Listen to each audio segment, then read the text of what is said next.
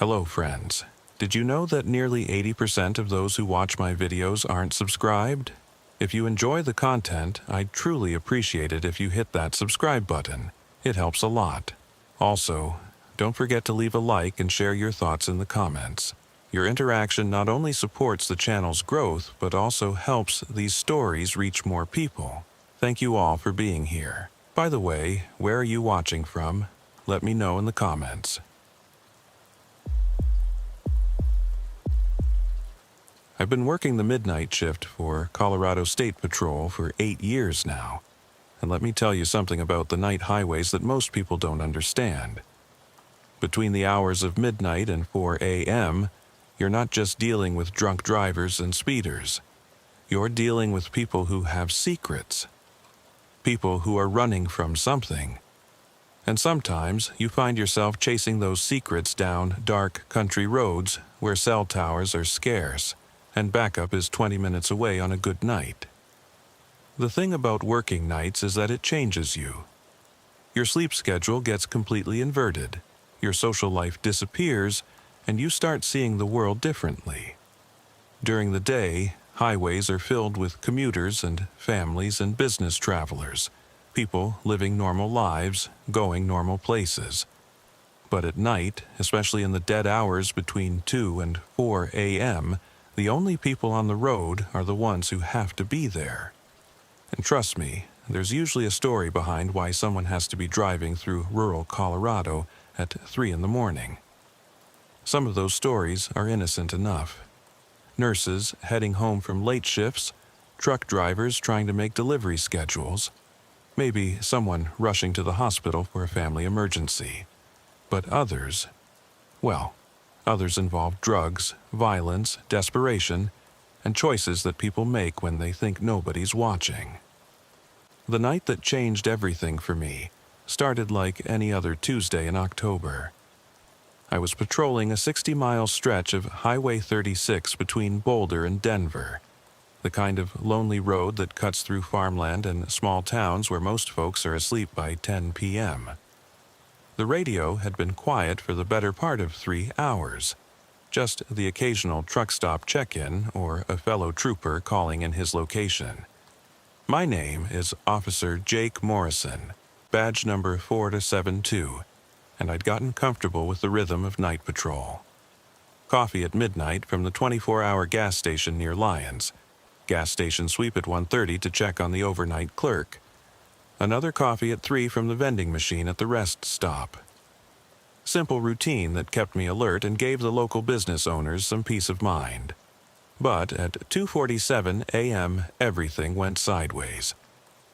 Unit 472, we have a possible stolen vehicle, red 2019 Dodge Challenger, license plate Delta, Mike 7492, last seen heading west on Highway 36 near mile marker 43. Vehicle may be armed and dangerous. Proceed with extreme caution. The voice on the radio was Sarah Chen, one of our best dispatchers. She'd been working nights almost as long as I had, and I could hear something in her tone that immediately put me on alert. Sarah didn't use phrases like armed and dangerous unless she had real reason to believe it was true. I was only about 4 miles from mile marker 43, so I hit the lights and pushed my Crown Vic hard down the empty highway. Armed and dangerous always gets your blood pumping. But what really caught my attention was the timing. It was almost 3 in the morning on a Tuesday night. What kind of car thief picks that time to make their move?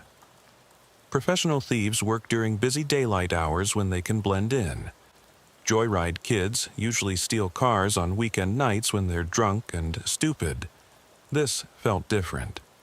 Calculated. Wrong. The section of Highway 36 I patrol runs through some of the most isolated terrain in Boulder County. During the day, you can see for miles in every direction. Rolling hills, distant mountains, scattered farmhouses connected by gravel roads that seem to lead nowhere. But at night, those same hills and valleys become a maze of shadows where someone could disappear completely if they knew the area well enough. As I approached mile marker 43, I saw taillights disappearing over a hill about half a mile ahead. Could be anything. A late shift worker heading home, maybe someone driving to the airport for an early flight. But my gut told me to check it out. 8 years of night patrol teaches you to trust that gut feeling, especially when something doesn't fit the usual pattern.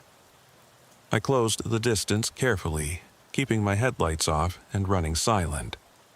The Crown Vic's engine is loud, but at highway speeds with windows up, most drivers don't notice a patrol car following them unless they're specifically looking for one. As I crested the hill, I got my first clear look at the vehicle. Red Dodge Challenger. Exactly what dispatch had described. But here's what made my skin crawl. The driver was maintaining exactly the speed limit. Not speeding, not driving erratically, just cruising at 55 miles per hour like they had all the time in the world.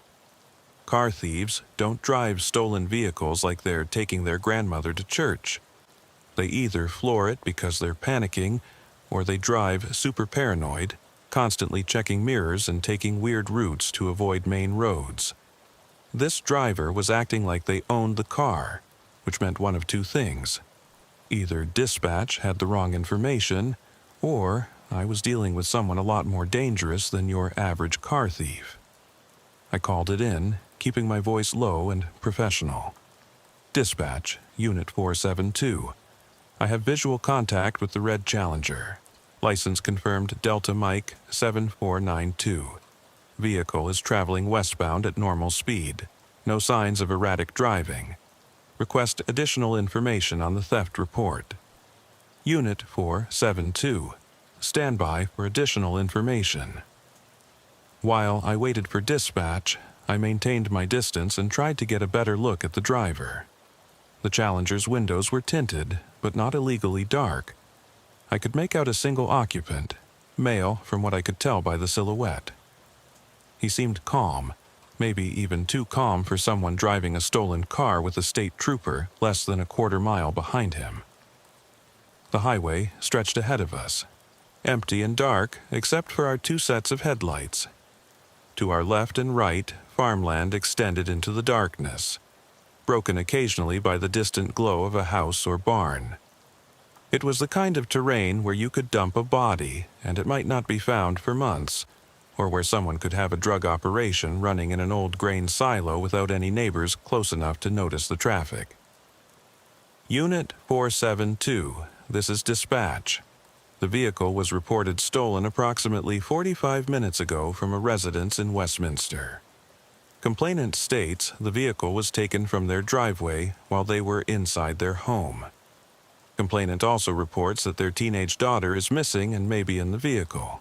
Vehicle should be considered extremely dangerous. Missing teenager. Those 2 words changed everything. This wasn't about a stolen car anymore.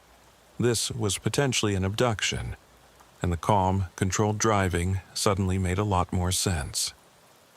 Whoever was behind the wheel knew exactly what they were doing, and they had a 17-year-old girl's life in their hands. My training kicked in immediately.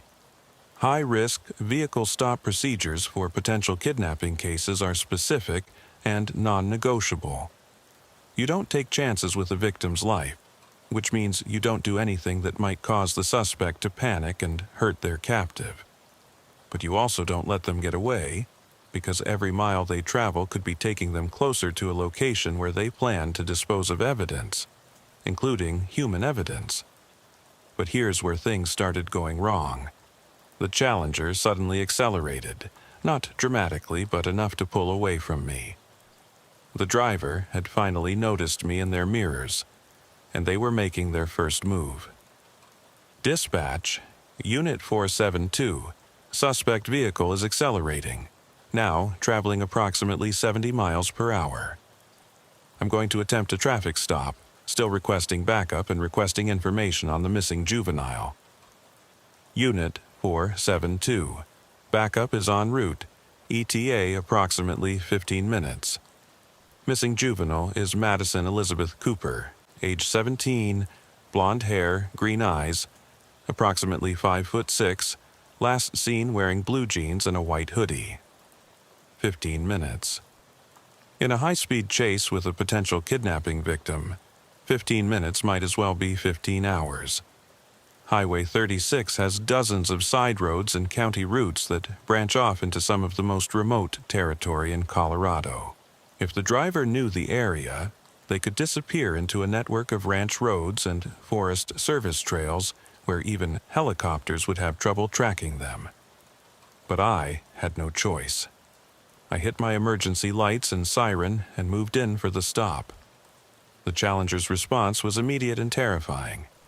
Instead of pulling over or even trying to outrun me, the driver maintained their speed and turned on their hazard lights.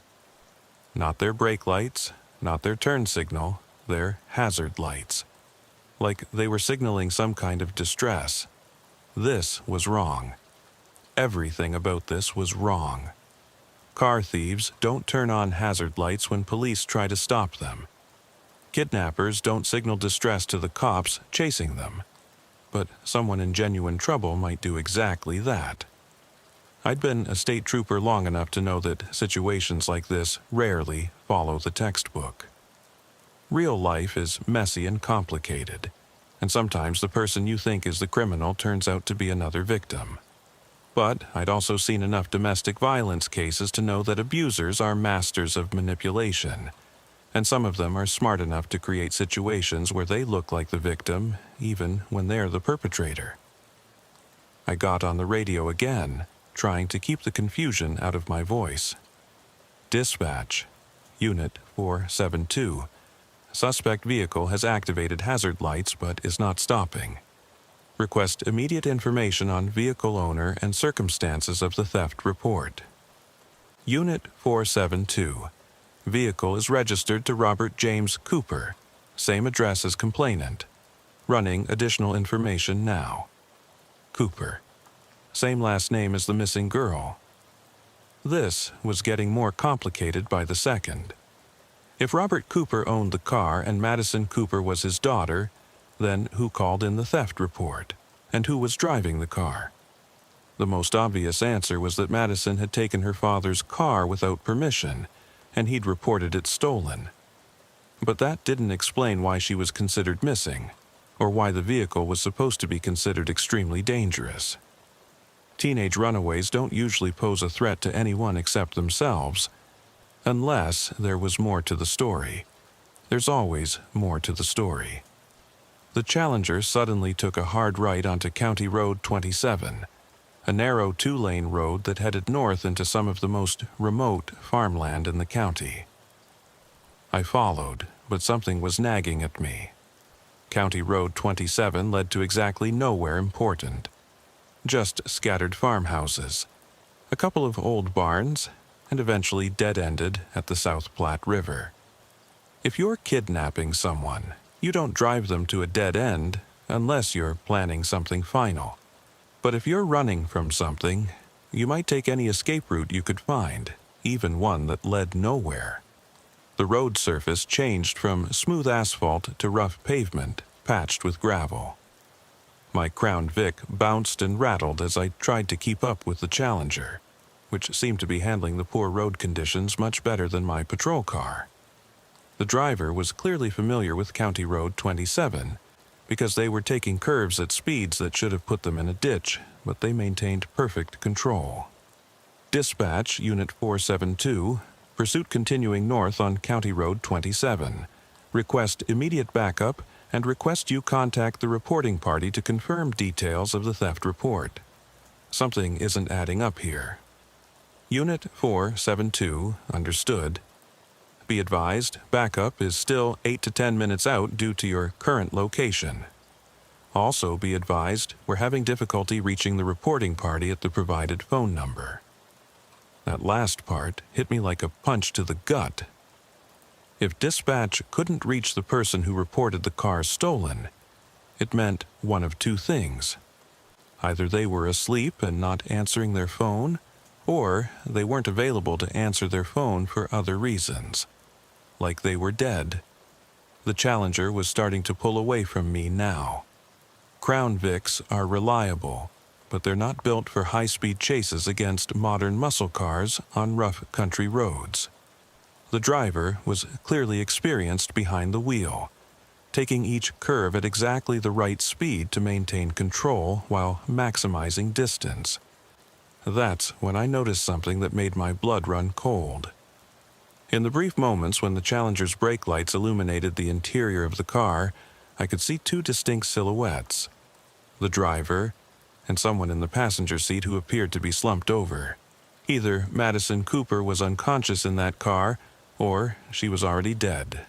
I pushed the Crown Vic harder than I'd ever pushed a patrol car before, but physics is physics. The Challenger continued to pull away, and County Road 27 was getting more remote with every mile. Cell phone coverage was spotty out here, and if I lost radio contact with dispatch, I'd be completely on my own with a potential killer. Dispatch, Unit 472. I can confirm there are 2 occupants in the suspect vehicle. Passenger appears to be unconscious or worse. This is now a Code 3 emergency. Need all available units and request medical standby. Unit 472. All available units are en route, but your location is extremely remote. Be advised, we're having difficulty contacting the reporting party to confirm theft details. The road ahead curved sharply to the left around a stand of cottonwood trees, and for a moment I lost sight of the Challenger's taillights. When I came around the curve, I expected to see them pulling further away down the straight stretch that followed. Instead, I saw something that made me slam on my brakes so hard that the Crown Vic went into a skid. The Challenger was stopped in the middle of the road, driver's door open, hazard lights still flashing. But there was no sign of the driver or the passenger. I called it in immediately while trying to control my skidding patrol car and scanning the surrounding area for any sign of movement. Dispatch, Unit 472. Suspect vehicle is abandoned on County Road 27, approximately 6 miles north of Highway 36. Driver and passenger are not visible. May have fled on foot into the surrounding terrain. Request K9 units and spotlight-equipped vehicles. Unit 472. Backup ETA now 4 minutes. Do not approach the vehicle alone. Maintain your position and wait for backup. The abandoned Challenger sat in my headlights like some kind of ominous monument. The driver's door hung open at an odd angle, and I could see that the interior dome light was on. The hazard lights continued their rhythmic flashing, casting alternating red shadows across the road and the surrounding grass. But as I sat there watching the abandoned car, I heard something that changed everything.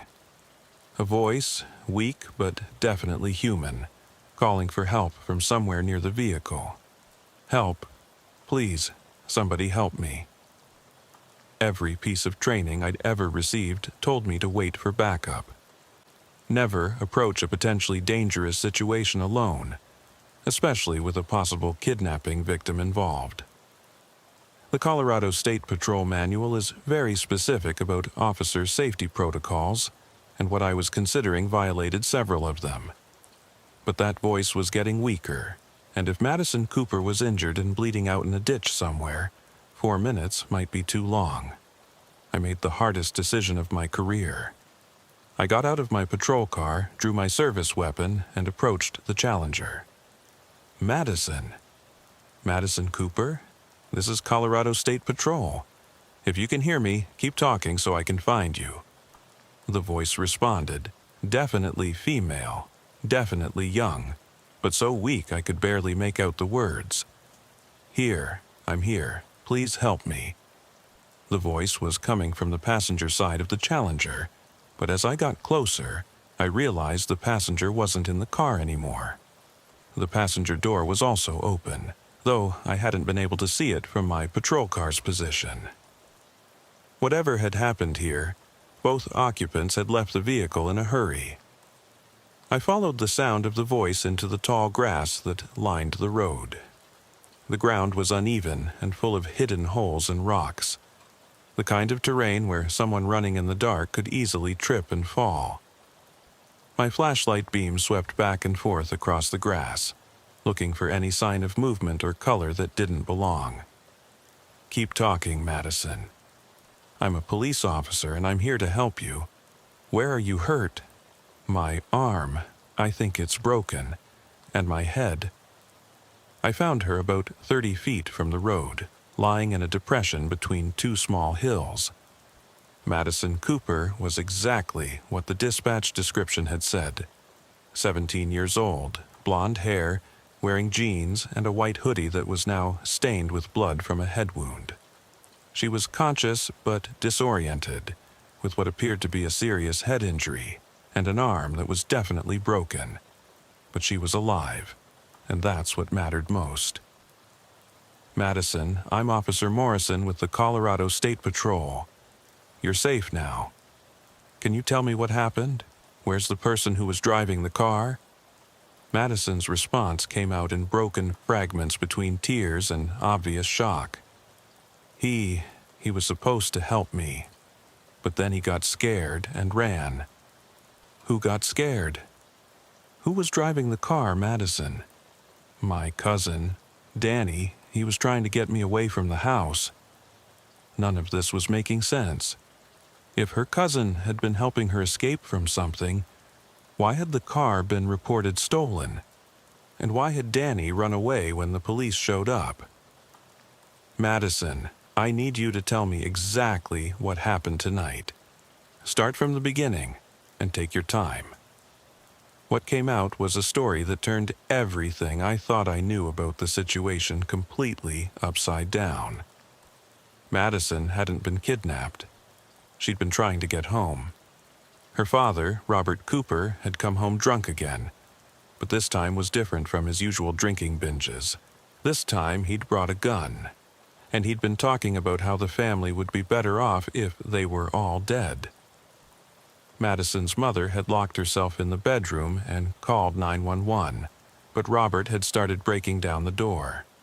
Madison had called her cousin Danny, who lived about 20 miles away. Danny was 19, had his own car, but it was in the shop for repairs. When Madison called him in a panic, begging him to come get her before her father killed everyone in the house, Danny had made a split-second decision. He'd taken his Uncle Robert's car without permission and driven to Westminster to pick up Madison. But by the time Danny got to the house, the situation had escalated beyond anything either of them had imagined. My mom. Madison's voice broke. He shot my mom. I heard the gunshot when Danny was pulling into the driveway. We got in the car and drove. We didn't know where to go. Danny said we should go to the police, but I was scared they wouldn't believe us. And then, when we saw your lights, the pieces were starting to fall into place, but the picture they formed was worse than anything I'd initially imagined. The theft report hadn't come from Robert Cooper reporting his car stolen. It had come from someone else at the house. Maybe a neighbor who'd heard the gunshots, maybe someone who'd witnessed Robert leaving the house with a gun, looking for his daughter. Madison, where's Danny now? Why did he run when I approached the car? He has warrants. Nothing serious, just some unpaid tickets and a missed court date. But he was scared you'd arrest him and leave me alone out here. He said he'd wait in the woods until you took me somewhere safe. I looked around at the dark countryside surrounding us. If Danny was hiding in the Cottonwood Grove, or one of the many ditches and gullies that crisscrossed the area, he could be anywhere within a half-mile radius. And if Robert Cooper was still alive and still looking for his daughter, Danny might be the only witness to what had happened at the house. Madison, I need you to listen to me very carefully. Do you know if your father is still alive? Did you see what happened after you left the house? I don't know. After the gunshot, everything was just chaos. Danny grabbed me and we ran to the car. I think I heard Dad yelling, but I couldn't tell if he was yelling at us or at Mom, or I just don't know. My radio crackled to life with a transmission that I'd been dreading, but somehow knew was coming. All units, all units. We have a confirmed homicide at 4247 Maple Street in Westminster. Suspect is Robert James Cooper, considered armed and extremely dangerous. Be advised, suspect may be pursuing his daughter who fled the scene in his vehicle. Madison heard the transmission too, and the sound she made wasn't quite a scream and wasn't quite a sob. It was the sound of someone's world ending in real time. Her mother was dead. Her father had killed her mother, and now he was coming for Madison. Unit 472, did you copy that transmission? Dispatch, Unit 472, I copied. I have Madison Cooper in custody and she appears to be injured. I also have confirmation that the vehicle was taken by her cousin Daniel Cooper in an attempt to remove her from the scene of the homicide. Request immediate medical assistance and backup for scene security. Unit 472, medical is en route, ETA 6 minutes. Be advised that Robert Cooper has not been located at the Westminster scene, and Westminster PD believes he may be en route to your location. That transmission hit me like a lightning bolt. Robert Cooper was still alive, still armed, and potentially heading toward County Road 27. He knew the area as well as anyone, probably better since it was his car that Danny had driven here. If he'd been tracking his own vehicle using GPS or some kind of app, he might already know exactly where we were. And we were sitting ducks. "Danny," I called out toward the tree line. "Danny Cooper, this is the Colorado State Patrol. I need you to come back here right now. Your cousin needs medical attention and we need to get both of you to safety." There was no response from the darkness. Either Danny was too far away to hear me, or he was too scared to reveal his position. I couldn't blame him either way. From his perspective, he'd stolen a car to help save his cousin's life, and now there were police lights and sirens and radio chatter about homicides and armed suspects. Any 19-year-old with outstanding warrants would be thinking about running at this point, but I needed him back here. Madison was injured and going into shock, and if Robert Cooper showed up looking for revenge, I was going to need all the help I could get. Danny knew his uncle better than I did, which meant he might be able to predict how Robert would approach the situation. "Madison, can you call Danny? Does he have a cell phone?" "Yes, but there's no signal out here. We tried calling 911 when we first stopped, but nothing went through." She was right. I'd been so focused on the radio communications with dispatch that I hadn't thought about cell phone coverage. County Road 27 was in a dead zone where the nearest cell tower was blocked by hills and distance. Danny could be 50 feet away from us, but we had no way to communicate with him except by shouting into the darkness. The sound of approaching sirens broke the night air, growing louder as my backup finally arrived. But instead of relief, I felt a growing sense of urgency. Those sirens could be heard for miles in the quiet countryside, which meant that anyone else who might be heading our way would know exactly where to find us. The first backup unit was Trooper Mike Hendricks, a 20-year veteran who'd worked more high-stress situations than anyone else in our division. His patrol car skidded to a stop behind mine, and he was out and moving toward us before the dust had settled. "Jake, what's the situation?" Missing teenager recovered, injured but conscious, possible broken arm and head trauma. Father is the suspect in a Westminster homicide, may be en route to this location. The girl's cousin who drove her here has fled on foot, probably hiding in the immediate area. Mike nodded grimly and immediately began setting up a defensive perimeter. In situations like this, a standard procedure is to assume the worst-case scenario and prepare accordingly. That meant treating Robert Cooper as an active threat who could arrive at any moment, armed and desperate. "Medical is 3 minutes out," Mike reported. "I've also got 2 more units en route and Westminster PD is sending a detective to coordinate with our investigation." "Mike, there's something else. The cousin who drove her here, Danny Cooper, has warrants. Nothing serious, but he ran when he saw my lights. We need to find him and get him back here before his uncle shows up. Any idea which direction he went? I pointed toward the cottonwood grove. Most likely in there, but he could be anywhere within half a mile. The terrain is rough, lots of places to hide.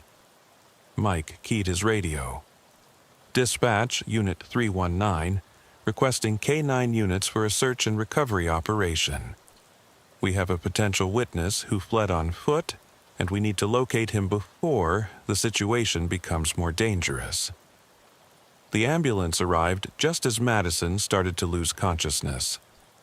The combination of shock, blood loss, and probable concussion was finally taking its toll.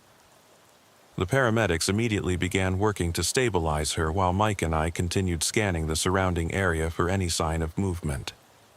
There! Mike pointed toward a section of tall grass about 100 yards from the road. Movement at 11 o'clock. I followed his gaze and saw what looked like someone moving low through the grass, trying to stay hidden but making enough movement to catch our attention. It could be Danny trying to get closer to see what was happening to Madison, or it could be Robert Cooper approaching our position. "Danny Cooper," I called out. "If that's you, you need to identify yourself right now. Your cousin is being taken to the hospital, and we need to talk to you." The movement stopped for a moment, then resumed, but now it was clearly moving toward us rather than away.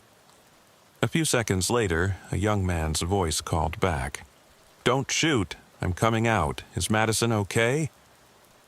Danny Cooper emerged from the grass looking exactly like what he was, a scared 19-year-old who'd gotten in way over his head.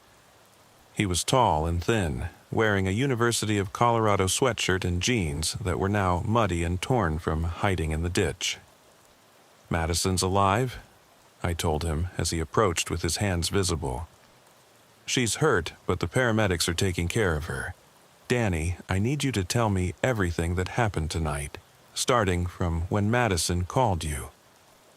What Danny told us confirmed Madison's story but added crucial details that made the situation even more terrifying.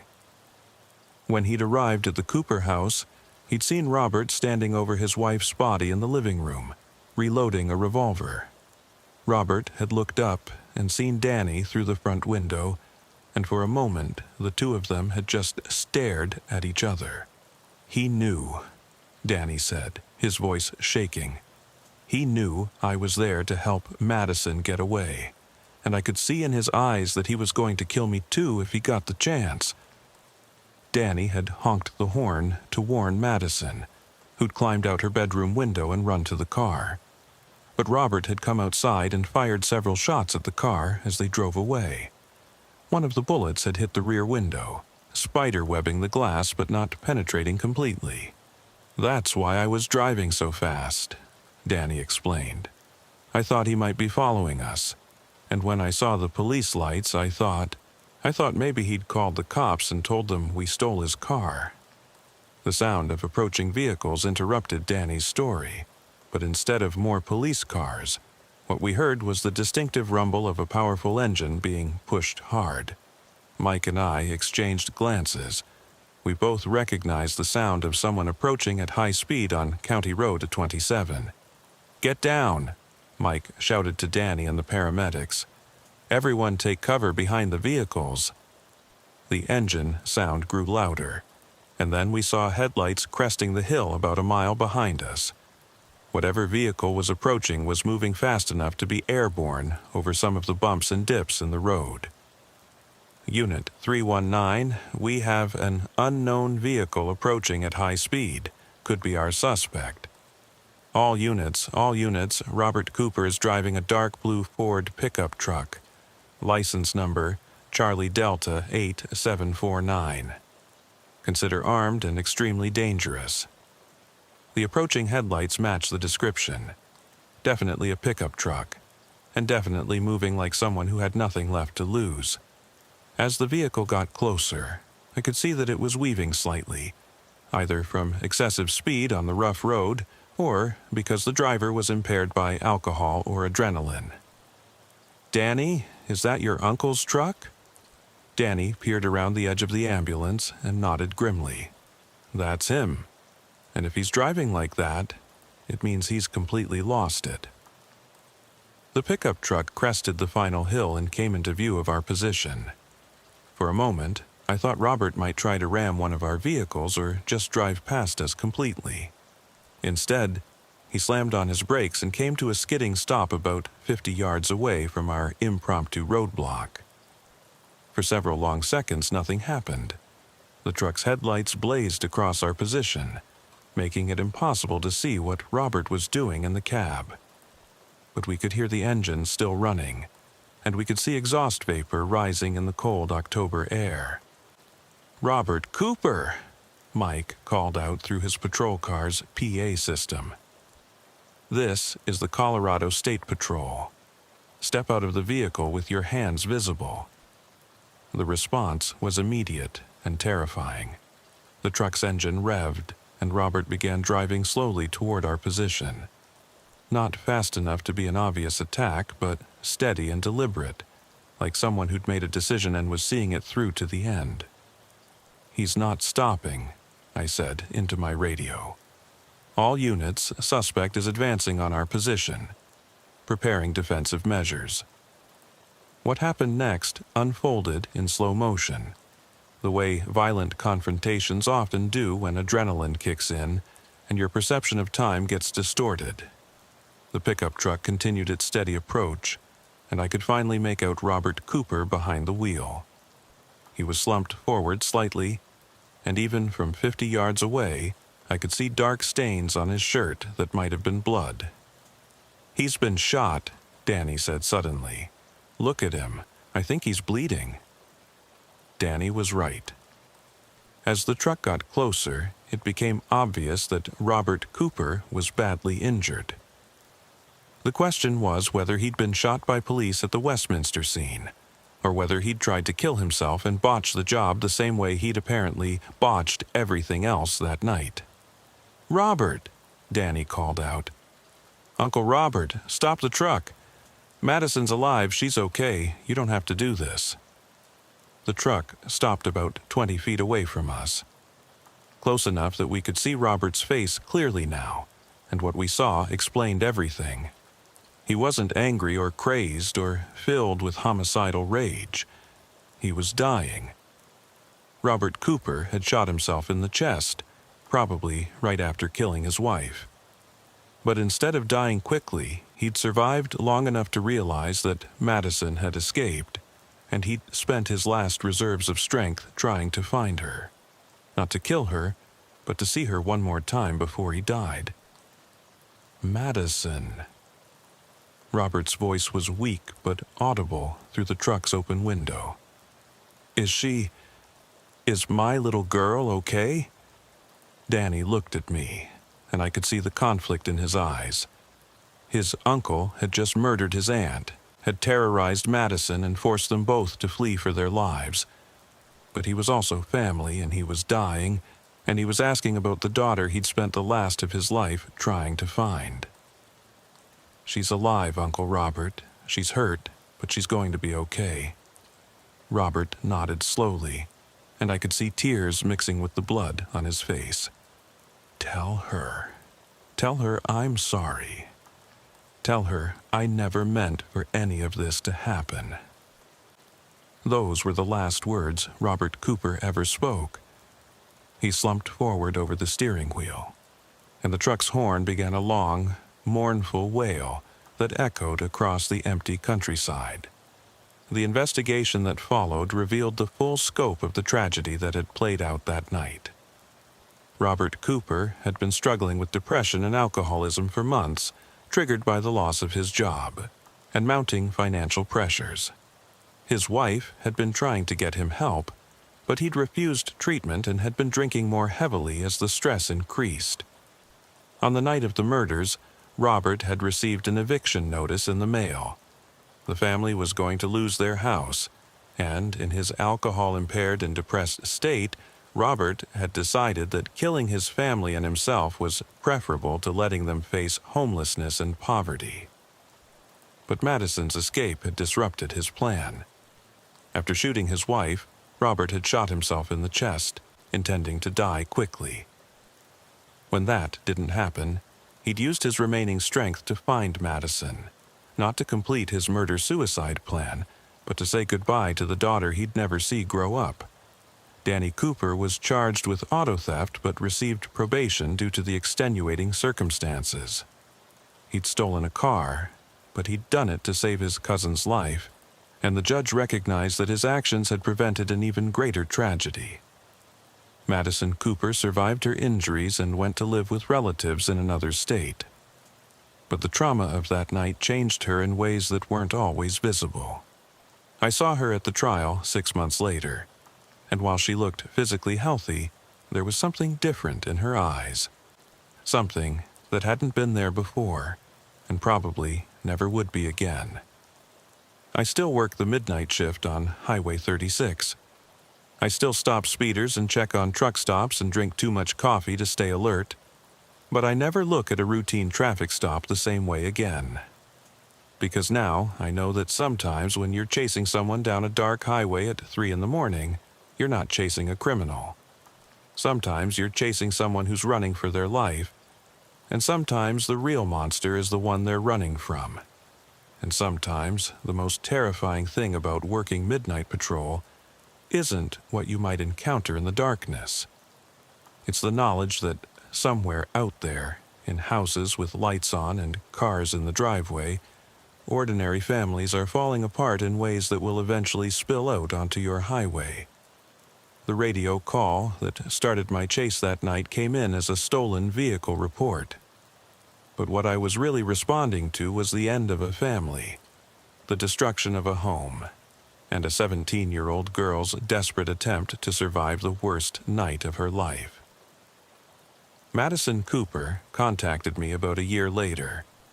She was living with relatives in Oregon, going to college, and slowly building a new life away from the shadows of that October night.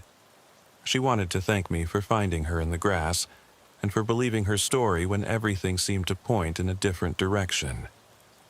But here's what she told me that still haunts me. She said that during those terrifying moments when she was hiding in the darkness, listening to my voice calling her name, she thought I might be her father, pretending to be a police officer to lure her out of hiding. That's the level of fear she was operating under. That's how completely her trust in the world had been shattered. She was so terrified of her own father that she'd rather risk bleeding to death in a ditch than take the chance that the voice offering help might be another trap. I think about that conversation every time I approach a traffic stop now. I think about how the people I encounter might be seeing me not as help, but as another potential threat in a world that's already tried to destroy them. The midnight highway is full of secrets, and sometimes those secrets are darker than anything you'd expect to find on a lonely road at 3 in the morning. Sometimes the most dangerous person in the story is the one who never appears in your rearview mirror. Sometimes the real pursuit isn't about catching someone who's running away, it's about understanding why they're running in the first place. Danny Cooper stayed in touch with me for several years after that night. He eventually got his life together, paid off his warrants, and became an EMT. He said that seeing the paramedics work on Madison that night had inspired him to find a way to help people instead of just getting by day to day. It's funny how tragedy can sometimes redirect people toward better paths, even when it seems like it's destroying everything in its wake. But Danny also told me something that I've never been able to shake. About a week before the murders, his uncle Robert had called him out of the blue and asked if Danny thought Madison would be better off without him as a father. Danny had laughed it off at the time, thinking it was just Robert being dramatic about his job loss and money problems. But looking back, he realized it had been a warning sign that none of them had recognized. How many other warning signs do we miss? How many other families are one bad day away from the kind of tragedy that played out on County Road 27 that night? These are the questions that keep me awake during my off hours, when I should be sleeping and getting ready for another midnight shift. The Westminster Police Department's investigation revealed that Robert Cooper had purchased the gun he used in the murders only 3 days before the shooting. Colorado has waiting periods for handgun purchases, but Robert had bought a rifle from a private seller at a gun show, which meant there was no background check and no waiting period. The seller later told investigators that Robert had seemed nervous and agitated, but that wasn't unusual for people buying their first firearm. What haunts me about this detail is how close Madison came to never escaping that house. If Robert had bought the gun a week earlier, or if he decided to act on a different night when Danny wasn't available to help, the outcome could have been completely different. Sometimes survival comes down to timing and luck, factors that are completely outside anyone's control. The psychological evaluation that was conducted on Robert Cooper posthumously, based on interviews with family members and co-workers, painted a picture of a man who'd been struggling with mental health issues for months without getting help. His wife had begged him to see a counselor, but he'd refused, saying that real men don't need therapy.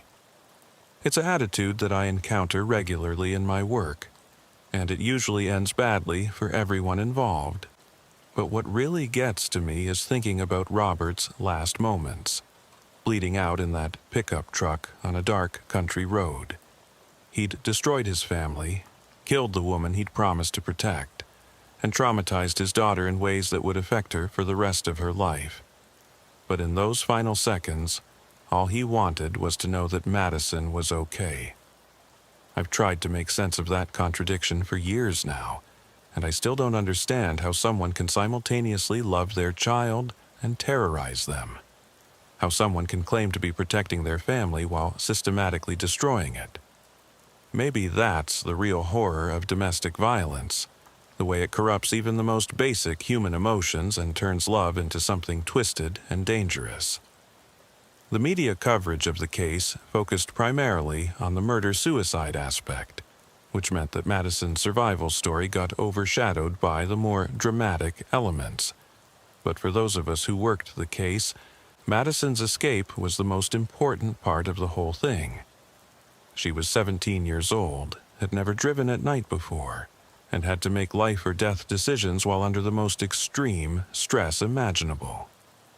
And she survived. That takes a kind of courage that most adults never have to discover in themselves. Madison didn't just survive because she was lucky, or because Danny happened to answer his phone. She survived because when her world collapsed around her, she found the strength to run toward help instead of giving up and accepting her fate. I think about Madison whenever I encounter other young people who are dealing with family violence or substance abuse or any of the other problems that tend to spill onto the highways during the midnight shift. Sometimes, the difference between survival and tragedy is having someone believe in your ability to escape, even when you don't believe in it yourself. The stretch of County Road 27 where we found Madison looks exactly the same today as it did that October night. The same hills, the same grass, the same cottonwood trees where Danny hid while his cousin fought for her life. But I can't drive past that spot without thinking about everything that happened there, and everything that could have happened if just one or two details had been different. That's another thing about working midnight patrol that they don't teach you in the academy. Certain places become permanently marked in your memory, associated forever with the worst things you've witnessed. You learn to drive past those places and continue doing your job, but you never forget what happened there, and you never stop wondering about all the alternate endings that were possible. Sometimes I wonder what would have happened if I'd waited for backup instead of approaching the abandoned Challenger alone. Madison might have bled to death in that grass while I sat in my patrol car following protocol. Or maybe Robert would have found her first, and the story would have ended very differently. But I also wonder what would have happened if I'd made different choices during the pursuit itself. What if I'd tried to stop the Challenger earlier, before they reached County Road 27? What if I'd pushed harder to get more information from dispatch before attempting the traffic stop? These are the kind of second-guessing thoughts that can drive a cop crazy if you let them. Every decision you make in a high-stress situation has consequences that ripple outward in ways you can't predict. You do your best with the information you have, and you live with the results, good or bad. In Madison's case, the results were as good as they could have been under the circumstances. She survived, Danny avoided serious legal consequences, and Robert Cooper's suicide meant that he couldn't hurt anyone else. But 2 people were still dead, a family was still destroyed, and a 17-year-old girl still had to rebuild her entire life from scratch. The thing that surprised me most about the aftermath was how the other officers in my unit responded to the case. I'd expected them to focus on the tactical aspects, the pursuit, the weapons involved, the coordination with Westminster PD. Instead, most of them wanted to talk about Madison and how she'd managed to keep functioning under that level of stress. Mike Hendricks, who'd been my backup that night, told me later that he'd never seen a teenager handle trauma as well as Madison had. Even while she was injured and going into shock, she'd been trying to help us understand what had happened and where to find Danny. Most people, adults included, would have been completely unable to function after experiencing what she'd been through. That observation led to a broader discussion in our unit about how we handle cases involving domestic violence and family trauma. It's easy to focus on the immediate threat and the law enforcement response, but the real work often begins after the sirens stop and the crime scene tape comes down. That's when survivors have to figure out how to rebuild their lives, and that's when they need the most support. Our department started partnering with local social services agencies to make sure that survivors like Madison get connected with counseling and legal assistance and all the other resources they need to move forward. It's not traditional police work, but it's the kind of follow-up that can make the difference between someone recovering from trauma and someone being destroyed by it. Madison's case also changed how we approach high-speed pursuits involving potential kidnapping victims.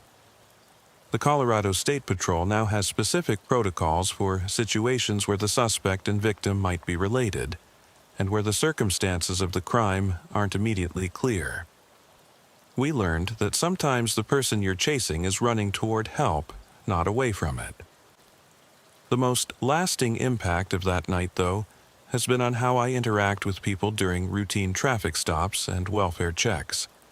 You never know what someone is running from, or how much courage it took for them to get as far as they have. Sometimes the person who seems uncooperative or hostile is actually just terrified, and sometimes the person who seems calm and collected is barely holding themselves together. I've probably made thousands of traffic stops since that October night, and I approach every single one of them with the knowledge that the person in that car might be having the worst day of their life. Maybe they're running from something. Maybe they're trying to get help for someone else, or maybe they're just trying to survive until tomorrow. That awareness doesn't make me less effective as a law enforcement officer. If anything, it makes me better at reading situations and understanding when something doesn't fit the usual pattern.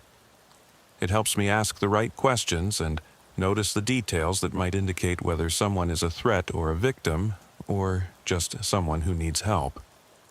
The radio in my patrol car still crackles to life with calls about stolen vehicles and missing persons and domestic disturbances.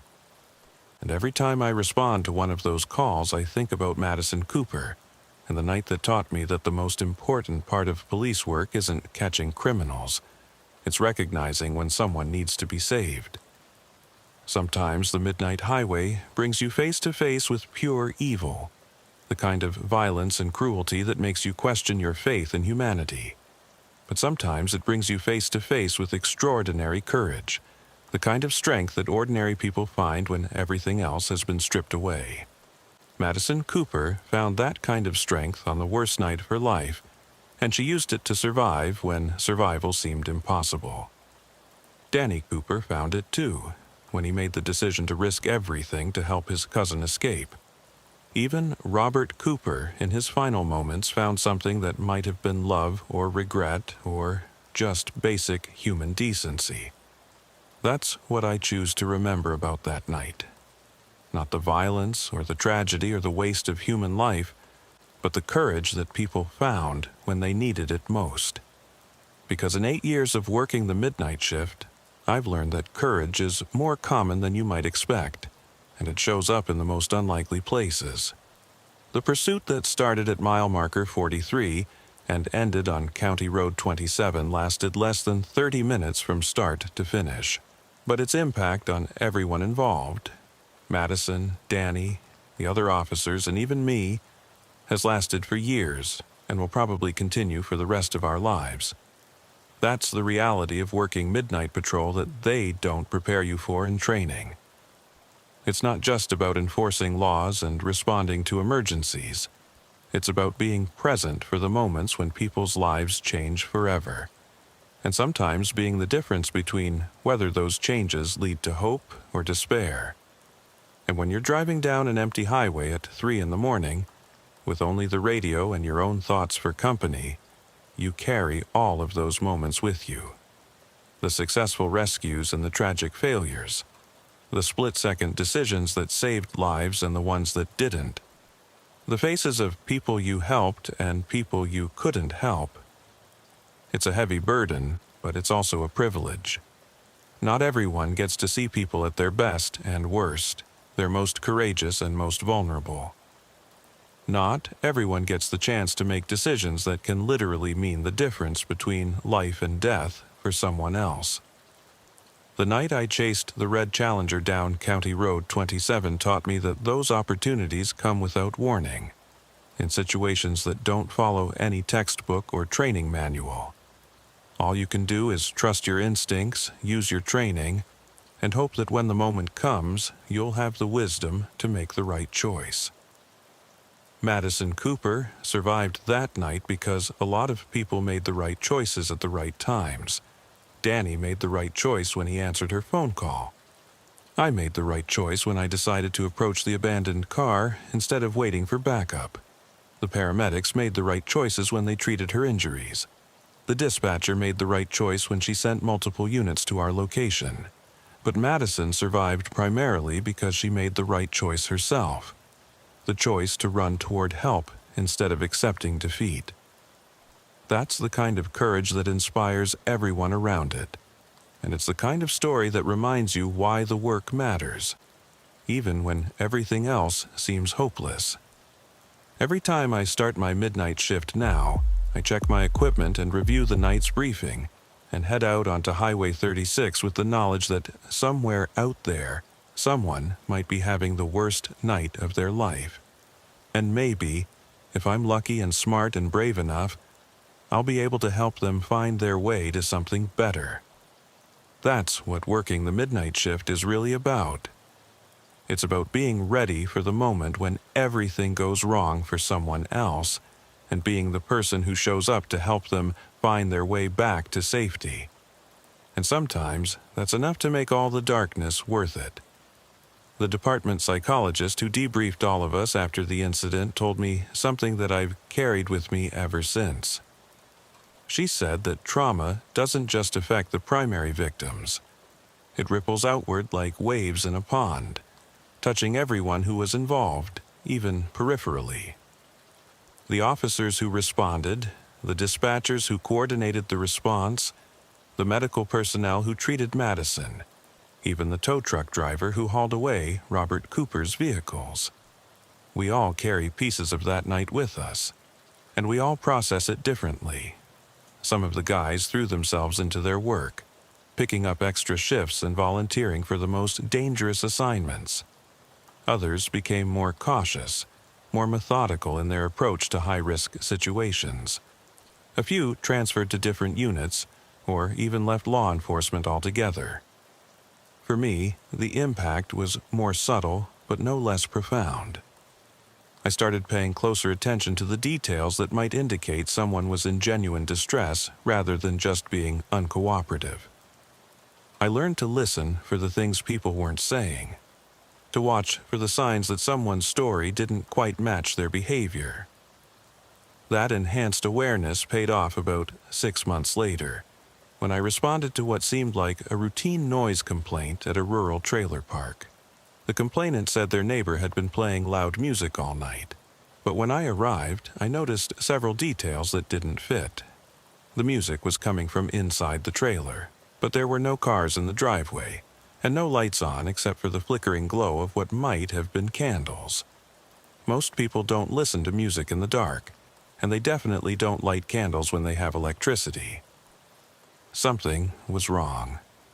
When I knocked on the door, a woman answered who was obviously trying very hard to appear normal. She was polite and apologetic about the music, promised to turn it down immediately, and seemed eager to end our conversation as quickly as possible. But her hands were shaking, and I could see what looked like bruising around her wrists. It took nearly an hour of careful questioning and reassurance, but eventually she broke down and told me that her boyfriend had beaten her unconscious earlier that evening. When she'd woken up, he was gone, but she was afraid he'd come back. She'd been playing the music loud to make it seem like she wasn't alone, and lighting candles because he'd shut off the electricity as punishment for making him angry. If I hadn't learned to trust my instincts during the Madison Cooper case, I might have just told her to turn down the music and left. Instead, I was able to connect her with domestic violence resources and help her get to a safe location before her boyfriend returned.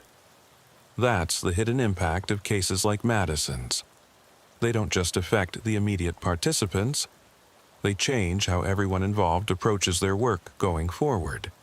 They create a ripple effect of increased awareness and sensitivity that can prevent other tragedies down the line. The Colorado State Patrol used Madison's case as a training scenario for new recruits, focusing on the importance of questioning initial assumptions and remaining flexible when situations don't develop as expected.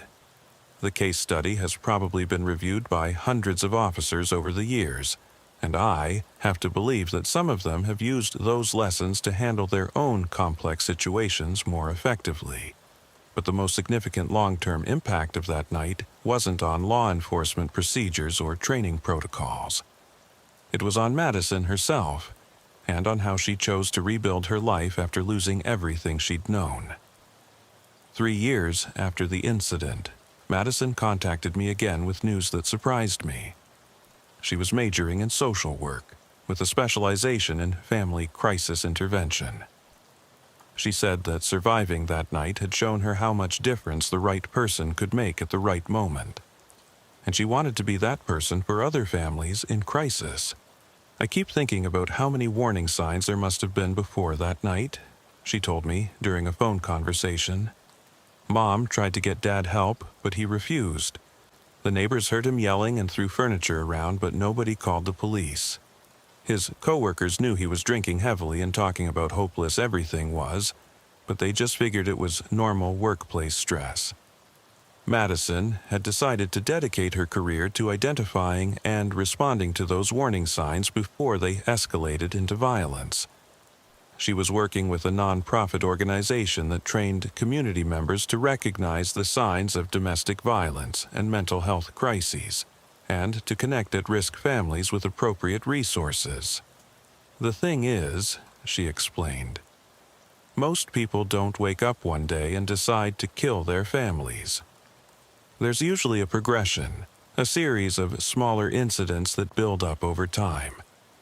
If you can intervene early enough, before someone reaches that point of no return, you can sometimes prevent the whole tragedy from happening.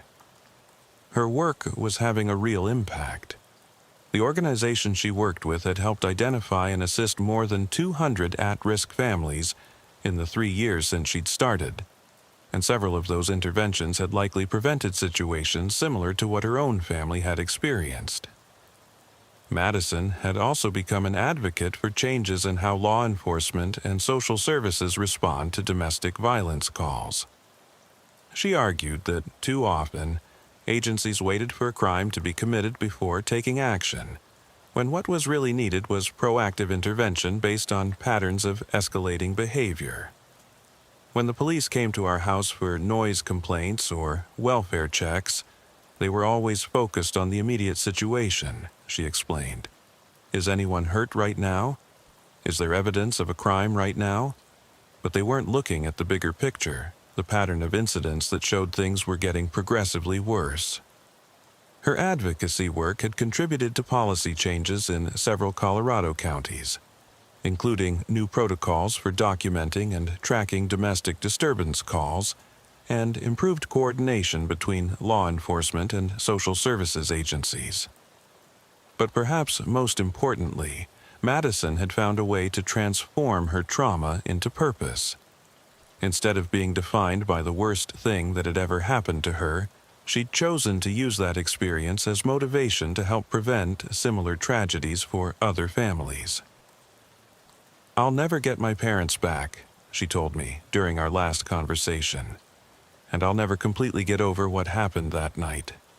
But if I can help save even one family from going through what mine did, then maybe some good can come from all that loss." Danny Cooper had found his own way to channel his experience into something positive. After becoming an EMT, he'd specialized in crisis intervention and de-escalation techniques. He'd become the person his unit called when they needed to talk down someone who was having a psychiatric emergency or threatening self-harm. Uncle Robert wasn't a monster, Danny had told me during a conversation about a year after the incident. He was a sick man who didn't get the help he needed. If someone had been able to reach him before he got to that breaking point, maybe everything would have turned out differently. Danny's work as an EMT had given him dozens of opportunities to be that person for others. He'd talked suicidal people down from bridges, convinced overdose victims to accept treatment, and helped police officers safely resolve situations involving people in mental health crises. Every time I respond to one of those calls, I think about that night on County Road 27, he'd said. I think about how scared and desperate Uncle Robert must have been, and how maybe if someone had shown him a different way out, he wouldn't have felt like violence was his only option. The ripple effects of that October night had extended far beyond the immediate participants. The Westminster Police Department had revised their protocols for responding to domestic violence calls, with increased emphasis on identifying families that might be at risk for escalating violence. The Colorado State Patrol had updated their training procedures for high-speed pursuits involving potential kidnapping victims. Even the 911 dispatcher who'd handled the initial call, Sarah Chen, had been affected by the case. She'd taken additional training in crisis communication and had become an advocate for improved mental health resources for emergency services personnel. "We see a lot of tragedy in this job," Sarah had told me. "But there's something about that particular call that stayed with me. Maybe it was because it started out seeming like a routine stolen vehicle report, and by the end of the night we were dealing with murder and suicide and a teenage girl fighting for her life." Sarah had started a support group for dispatchers and other emergency communications personnel, recognizing that they often carried emotional burdens from their work that went unrecognized and untreated. The group had grown to include members from multiple agencies across the Front Range, and had helped dozens of emergency services workers process their own trauma and stress. The case had even affected some of the peripheral players in ways that surprised me. The tow truck driver who'd hauled away Robert Cooper's vehicles had been a friend of Robert's from high school, and learning about the circumstances of Robert's death had prompted him to seek help for his own depression and alcohol problems. The paramedic who'd treated Madison's injuries had been so affected by her courage and resilience that he'd volunteered to become a trainer for other first responders on how to communicate effectively with trauma victims. He'd said that watching Madison maintain her composure and try to help us understand what had happened, even while she was badly injured and in shock, had taught him important lessons about the strength that people can find in their worst moments. But the most unexpected ripple effect came from the neighbor who'd initially called in the stolen vehicle report. Mrs. Eleanor Rodriguez lived across the street from the Cooper house, and she'd witnessed Robert leaving with the gun while Madison and Danny were fleeing in the car. Mrs. Rodriguez had lived in that neighborhood for 30 years, and she'd always followed the unwritten rule of minding her own business when it came to her neighbors' private affairs. But watching the Cooper family's tragedy unfold had changed her perspective on the responsibility that community members have to look out for each other. "I saw the signs," she told me during the investigation. "I heard the arguments getting louder and more frequent. I saw Robert stumbling around drunk in his yard at all hours. I knew something was building up to a breaking point, but I told myself it wasn't my business, that I should stay out of other people's problems." After that night, Mrs. Rodriguez had become an activist for community-based violence prevention. She'd organized neighborhood watch groups that focused not just on crime prevention, but on identifying and assisting families that might be in crisis. She'd partnered with local social services agencies to create a network of trained volunteers who could recognize warning signs and connect at-risk families with appropriate resources. "We all live next to each other, but we act like strangers," she'd said during one of the community meetings she'd organized. "If we paid attention to what's really happening in our neighbors' lives, we might be able to prevent tragedies like what happened to the Cooper family." Her efforts had led to the creation of similar programs in neighborhoods throughout the Denver metropolitan area. The programs had identified and assisted hundreds of families dealing with domestic violence, substance abuse, mental health crises, and other risk factors for family violence. The legal aftermath of the case had been relatively straightforward, but it had also created precedents that affected how similar cases were handled throughout Colorado. Danny's auto theft charges had been dropped due to the extenuating circumstances, and the case had established legal precedent for considering family emergency situations when evaluating theft charges involving relatives. The case had also influenced changes in how law enforcement agencies coordinate with each other during multi-jurisdictional incidents. The initial confusion about who had reported the vehicle stolen, and the difficulty in getting accurate information from Westminster PD during the pursuit, had highlighted gaps in communication protocols that were subsequently addressed through improved information sharing systems. Madison's survival and recovery had also influenced medical protocols for treating trauma victims. The paramedics who'd responded that night had noted that Madison's ability to provide coherent information about what had happened, despite her injuries and shock, had been crucial in helping law enforcement understand the full scope of the situation. Their observations had contributed to research on how trauma affects cognitive function, and how medical personnel can better support trauma victims' ability to communicate with law enforcement. The psychological evaluation of Robert Cooper's mental state leading up to the murder-suicide had also contributed to research on risk factors for family violence. The combination of job loss, financial stress, alcohol abuse, and untreated depression that had contributed to Robert's breakdown had been identified in numerous other cases, leading to improved screening protocols for identifying at-risk individuals.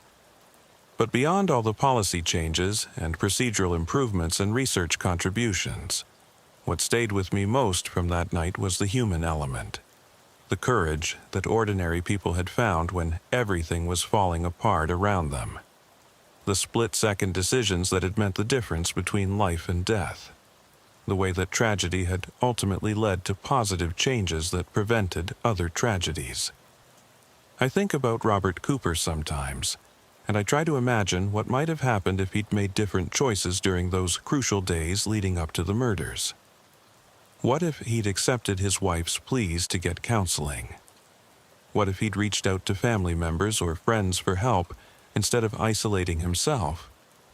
What if he'd chosen to leave the house instead of bringing violence into it? Those alternate scenarios will never be more than speculation, but they remind me that most tragedies aren't inevitable. They're the result of a series of choices and circumstances that build up over time. And there are usually multiple points along the way where different decisions could have led to different outcomes. That knowledge doesn't make the work easier, but it makes it feel more meaningful. Every domestic disturbance call I respond to now is an opportunity to help someone find a different path before they reach the point where violence seems like the only option. Every welfare check is a chance to connect someone with resources that might prevent a crisis from escalating. And every traffic stop, every routine patrol contact, every seemingly mundane interaction is an opportunity to recognize when someone is struggling and to point them toward help before their problems become tragedies. The night shift on Highway 36 continues to bring me face to face with people at their worst moments and their best moments, often simultaneously. The drunk driver who's trying to get home to his family safely. The domestic violence victim who's finally found the courage to leave. The teenager who's running away from an abusive situation. The parent who's driving to the hospital because their child is sick. Each of those encounters is someone's story, and each story has the potential to end in tragedy or hope, depending on the choices that get made in crucial moments. My job is to be present for those moments, to make good decisions when people's lives are hanging in the balance, and to remember that sometimes the smallest actions can have the biggest consequences. Madison Cooper's story could have ended very differently if any number of things had gone wrong that night. If Danny hadn't answered his phone, if she hadn't made it out of the house before her father found her, if she'd been too scared to call for help when she was lying injured in that field, if I'd waited for backup instead of approaching the abandoned car. But all of those things went right, because people made brave choices at crucial moments. And because of those choices, Madison survived to become someone who prevents other families from experiencing the same tragedy hers did. That's what I carry with me every time I start a midnight shift on Highway 36. The knowledge that someone out there might be having the worst night of their life, and that if I'm prepared and alert and courageous enough, I might be able to help them find their way to something better. The radio still crackles with calls about stolen vehicles and missing persons and domestic disturbances. But now I know that each of those calls represents an opportunity to be part of someone's survival story, to help them find hope when everything seems hopeless. And in 8 years of working the midnight shift, I've learned that hope is more resilient than you might expect. It survives in the most unlikely circumstances, and it shows up in the most unexpected places. Sometimes all it needs is one person who's willing to believe in it, and to fight for it when everyone else has given up. That's what working the Midnight Patrol really means. It's about being that person at that moment when everything else has gone wrong. And sometimes that's not just enough to make the darkness worth it. It's enough to transform the darkness into something that leads toward light.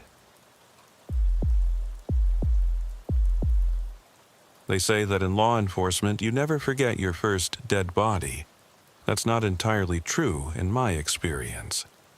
After 15 years working Texas Highway Patrol, I've seen enough fatal accidents and crime scenes that the individual cases start to blur together. What you never forget are the cases that don't make sense, the ones that keep you awake at night trying to piece together what really happened. My name is Sergeant Lucas Hartwell, badge number 281, and I've been working the night shift on Interstate 35 between Austin and San Antonio for most of my career. It's a stretch of highway that sees everything: drug runners heading north from the border, college kids driving drunk between party towns, truckers pushing illegal hours to make delivery deadlines, and families traveling at night to avoid the brutal Texas heat. But in all those years of midnight patrol, I've never encountered anything quite like what happened on the night of November 15th. It started with what should have been a routine abandoned vehicle call and ended with questions that still don't have answers, even 3 years later. The call came in at 2:17 a.m. from a trucker who'd stopped at the rest area near mile marker 189. He reported seeing a white sedan sitting on the shoulder about 2 miles south of his location. Hazard lights flashing, no sign of the driver. In Texas, abandoned vehicles on major highways are treated as potential safety hazards, especially at night when visibility is limited, and drunk drivers might not see a stationary car until it's too late. I was only about 10 minutes away, so I took the call and headed south on I-35. November nights in central Texas can be deceptively cool, and a light fog was starting to form in the low areas near the river bottoms. Visibility wasn't terrible, but it wasn't ideal either, which made the trucker's concern about the abandoned car even more valid. When I spotted the vehicle, my first thought was that it looked wrong somehow. The car was positioned perfectly parallel to the highway, not at an angle like you'd expect from someone who'd pulled over in a hurry due to mechanical problems. The hazard lights were flashing in a steady rhythm, which suggested the battery wasn't dead. And despite being parked on the shoulder of a major interstate at 2 in the morning, all 4 tires were properly inflated, and the car didn't appear to be damaged. The vehicle was a 2020 Honda Accord, white, with current registration stickers and no obvious signs of accident damage. As I pulled up behind it with my emergency lights activated, I called it in to dispatch. Unit 281, I'm on scene with the abandoned vehicle at mile marker 187. White Honda Accord, Texas plates. Bravo Delta, Mike 4793. Vehicle appears to be in good condition, no obvious mechanical issues. Running the plates now. Copy, Unit 281. Be advised the vehicle was reported stolen 3 hours ago from a residence in Buda. Owner is Jennifer Lynn Castellanos, age 34, reported the theft when she discovered her car missing from her driveway around 11 p.m. Stolen vehicle. That changed the dynamic considerably, but it also raised immediate questions. If someone had stolen this car 3 hours ago, why abandon it on the interstate instead of driving it to wherever they'd planned to take it?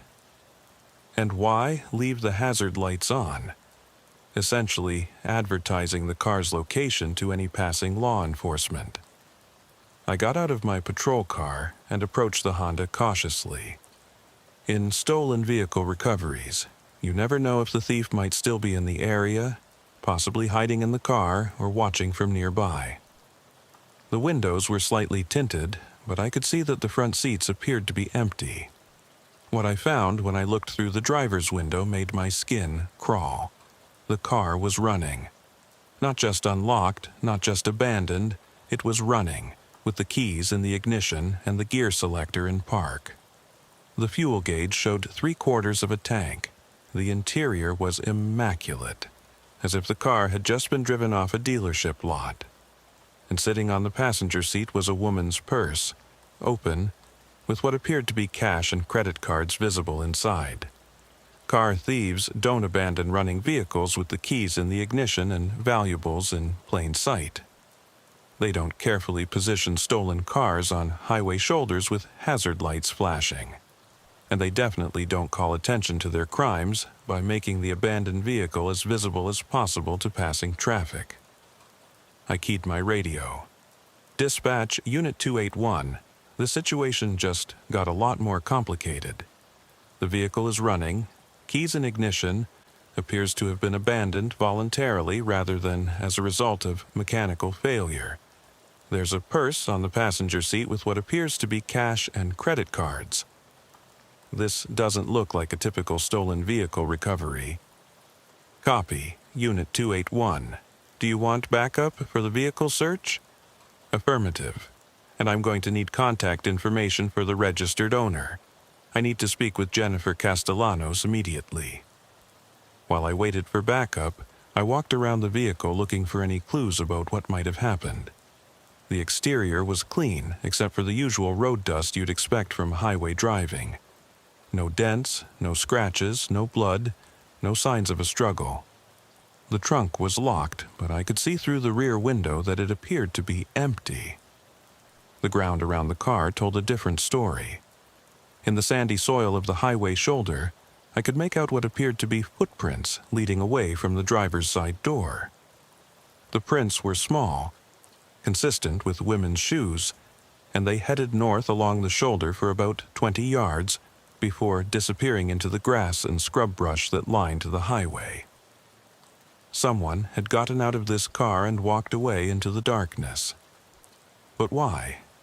Trooper Amanda Reyes arrived as my backup, and together we began a more thorough examination of the scene. Amanda had been working highway patrol for 8 years and had a reputation for noticing details that other officers missed. She was also one of the best officers I'd ever worked with when it came to reading people and situations. "Lucas, look at this," Amanda called from the passenger side of the car. She was pointing at something on the seat next to the purse. What she'd found was a cell phone, obviously expensive, lying face down on the leather seat. When she carefully turned it over using a pen to avoid contaminating potential fingerprints, we could see that the screen was cracked, as if it had been dropped or thrown. Someone was in a hurry, Amanda observed. You don't leave a $1,000 phone in a car unless you're running from something. The phone was locked, but we could see missed call notifications on the lock screen. 17 missed calls, all from the same number, starting at 11:47 p.m. and continuing until 2:03 a.m. Someone had been desperately trying to reach whoever owned this phone for over 3 hours. Dispatch Unit 281. We're going to need a CSI unit out here for evidence collection. This is looking less like a stolen vehicle and more like a missing person case. Also requesting immediate contact with Jennifer Castellanos and requesting she respond to our location if possible. Copy, Unit 281. CSI is en route. ETA about 45 minutes. We're attempting to contact Ms. Castellanos now. Amanda and I established a perimeter around the vehicle and began searching the immediate area for any additional evidence. The footprints we'd found led north along the shoulder for about 50 yards before the trail disappeared in an area where the ground was too hard to hold impressions. But we found something else that made the situation even more disturbing. About 30 yards from the car, hidden in tall grass just beyond the highway right-of-way, Amanda discovered a pair of women's shoes. They were black heels, expensive looking, the kind you'd wear to a nice restaurant or business meeting. They'd been placed side by side, not dropped or scattered as you'd expect if someone had been running. She took her shoes off intentionally, Amanda said, crouching beside them. These weren't lost while she was fleeing. She stopped, took them off, and placed them here. That detail sent chills down my spine. If someone was running from danger, they might kick off high heels to move faster, but they wouldn't stop to arrange them neatly in the grass. That suggested a level of deliberation that didn't fit with an emergency situation. Amanda, start expanding the search pattern. If she was walking in bare feet, she might not have gotten very far. And if she was planning something, I didn't finish the sentence, but we both understood what I was implying. Sometimes people abandon their cars and walk into isolated areas because they're planning to hurt themselves. The careful positioning of the vehicle, the abandoned phone, the neatly placed shoes, it all could point towards someone preparing for suicide. My radio crackled to life. Unit 281, this is dispatch. We've made contact with Jennifer Castellanos. She's en route to your location and should arrive within 30 minutes.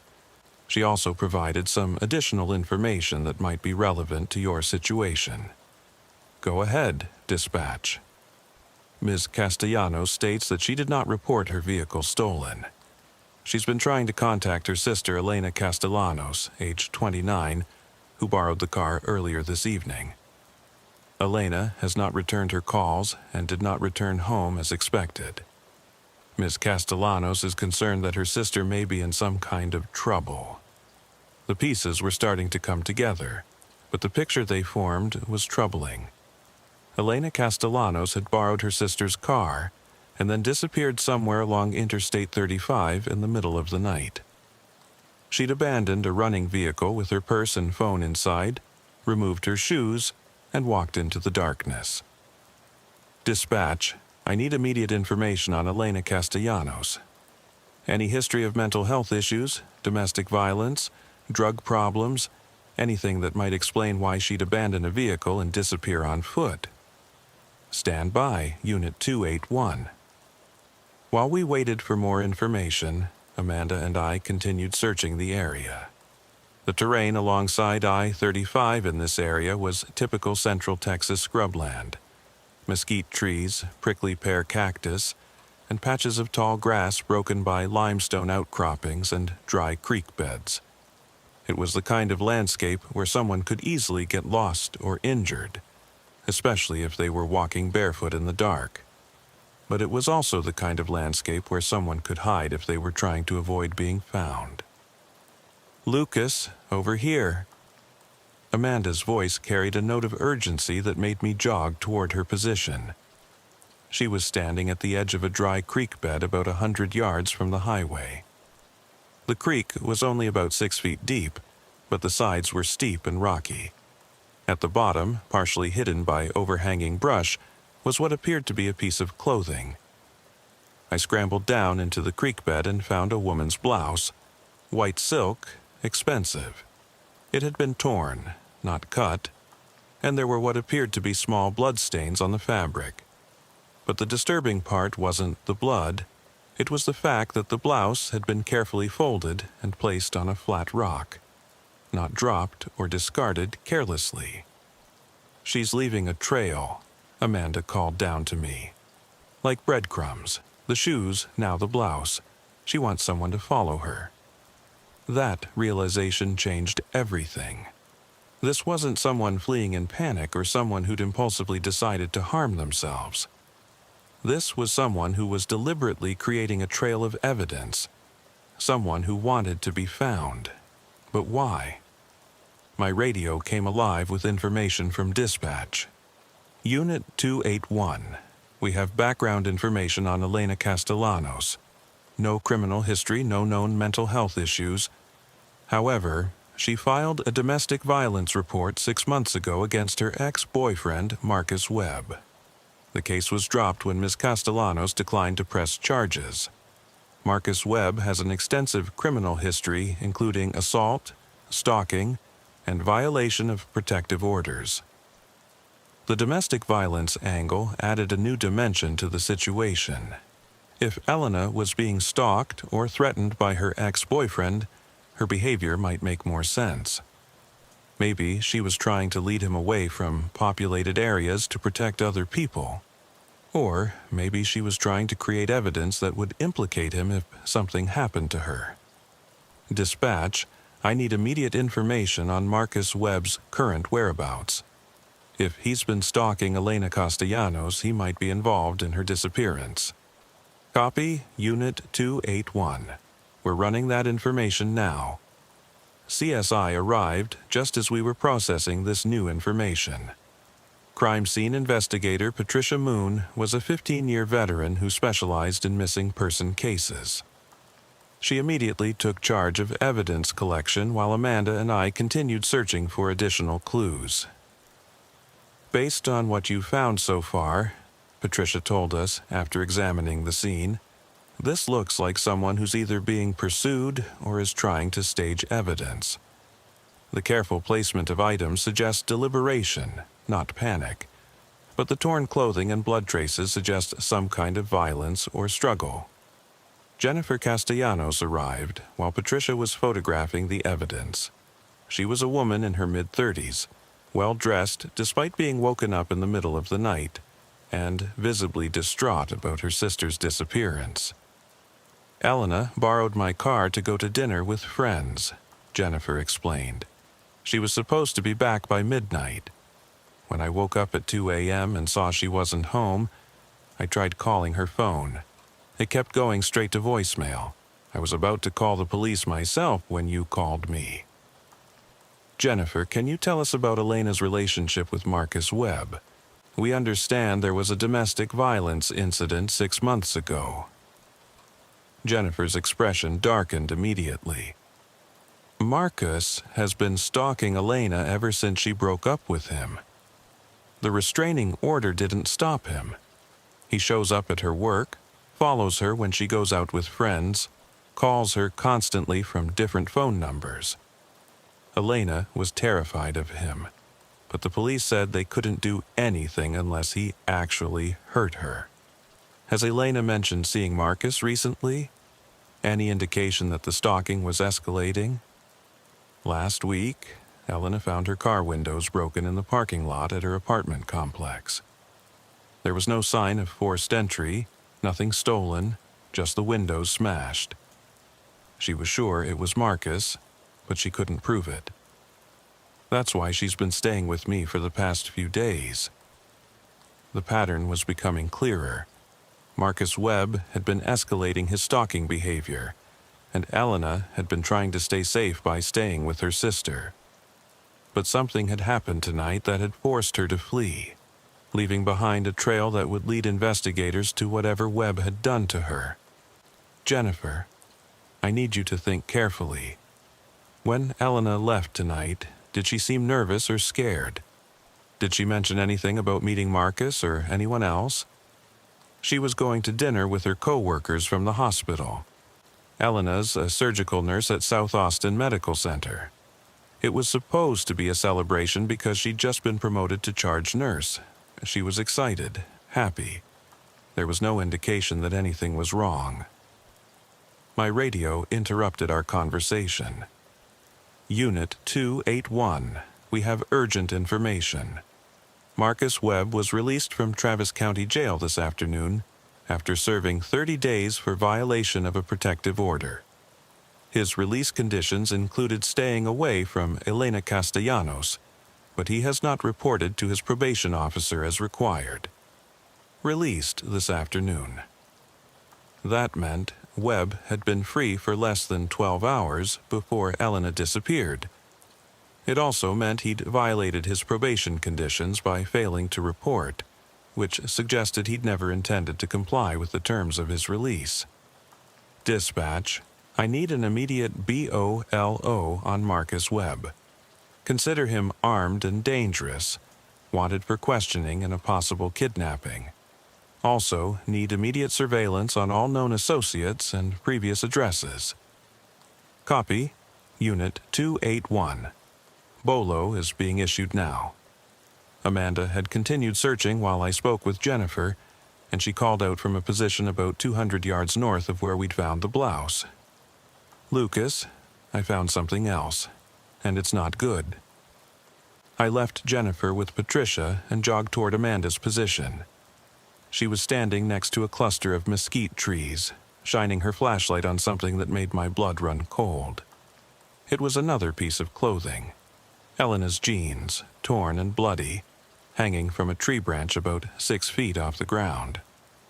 But unlike the carefully placed shoes and folded blouse, the jeans had been thrown or caught on the branch, suggesting they'd been removed forcibly. "There are signs of a struggle here," Amanda pointed out, illuminating disturbed ground and broken branches around the base of the tree. "And look at this."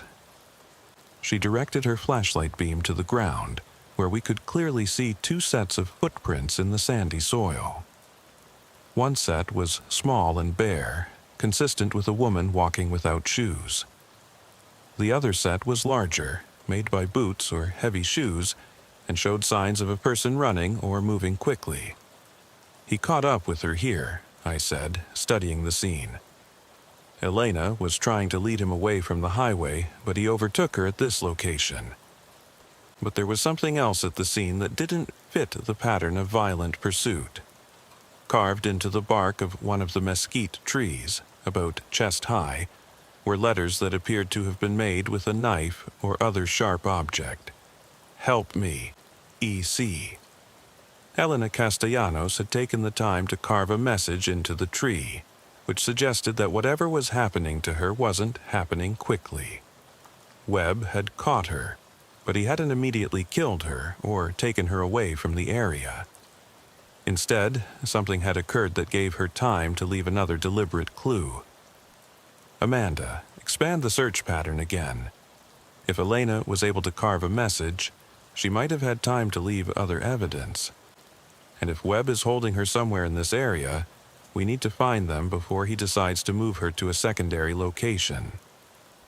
We called for additional units and canine support, and within an hour we had 8 officers combing the scrubland alongside Interstate 35. The area was more extensive than it appeared from the highway, with numerous gullies, limestone caves, and abandoned structures that could serve as hiding places. But it was the dogs that led us to the next clue. A German shepherd named Rex, handled by Officer David Martinez, picked up a scent trail that led from the mesquite tree cluster toward an area of broken limestone formations about half a mile from the highway. The limestone formations were typical of Central Texas geology, weathered rock that had been carved by thousands of years of water erosion into a maze of caves and crevices.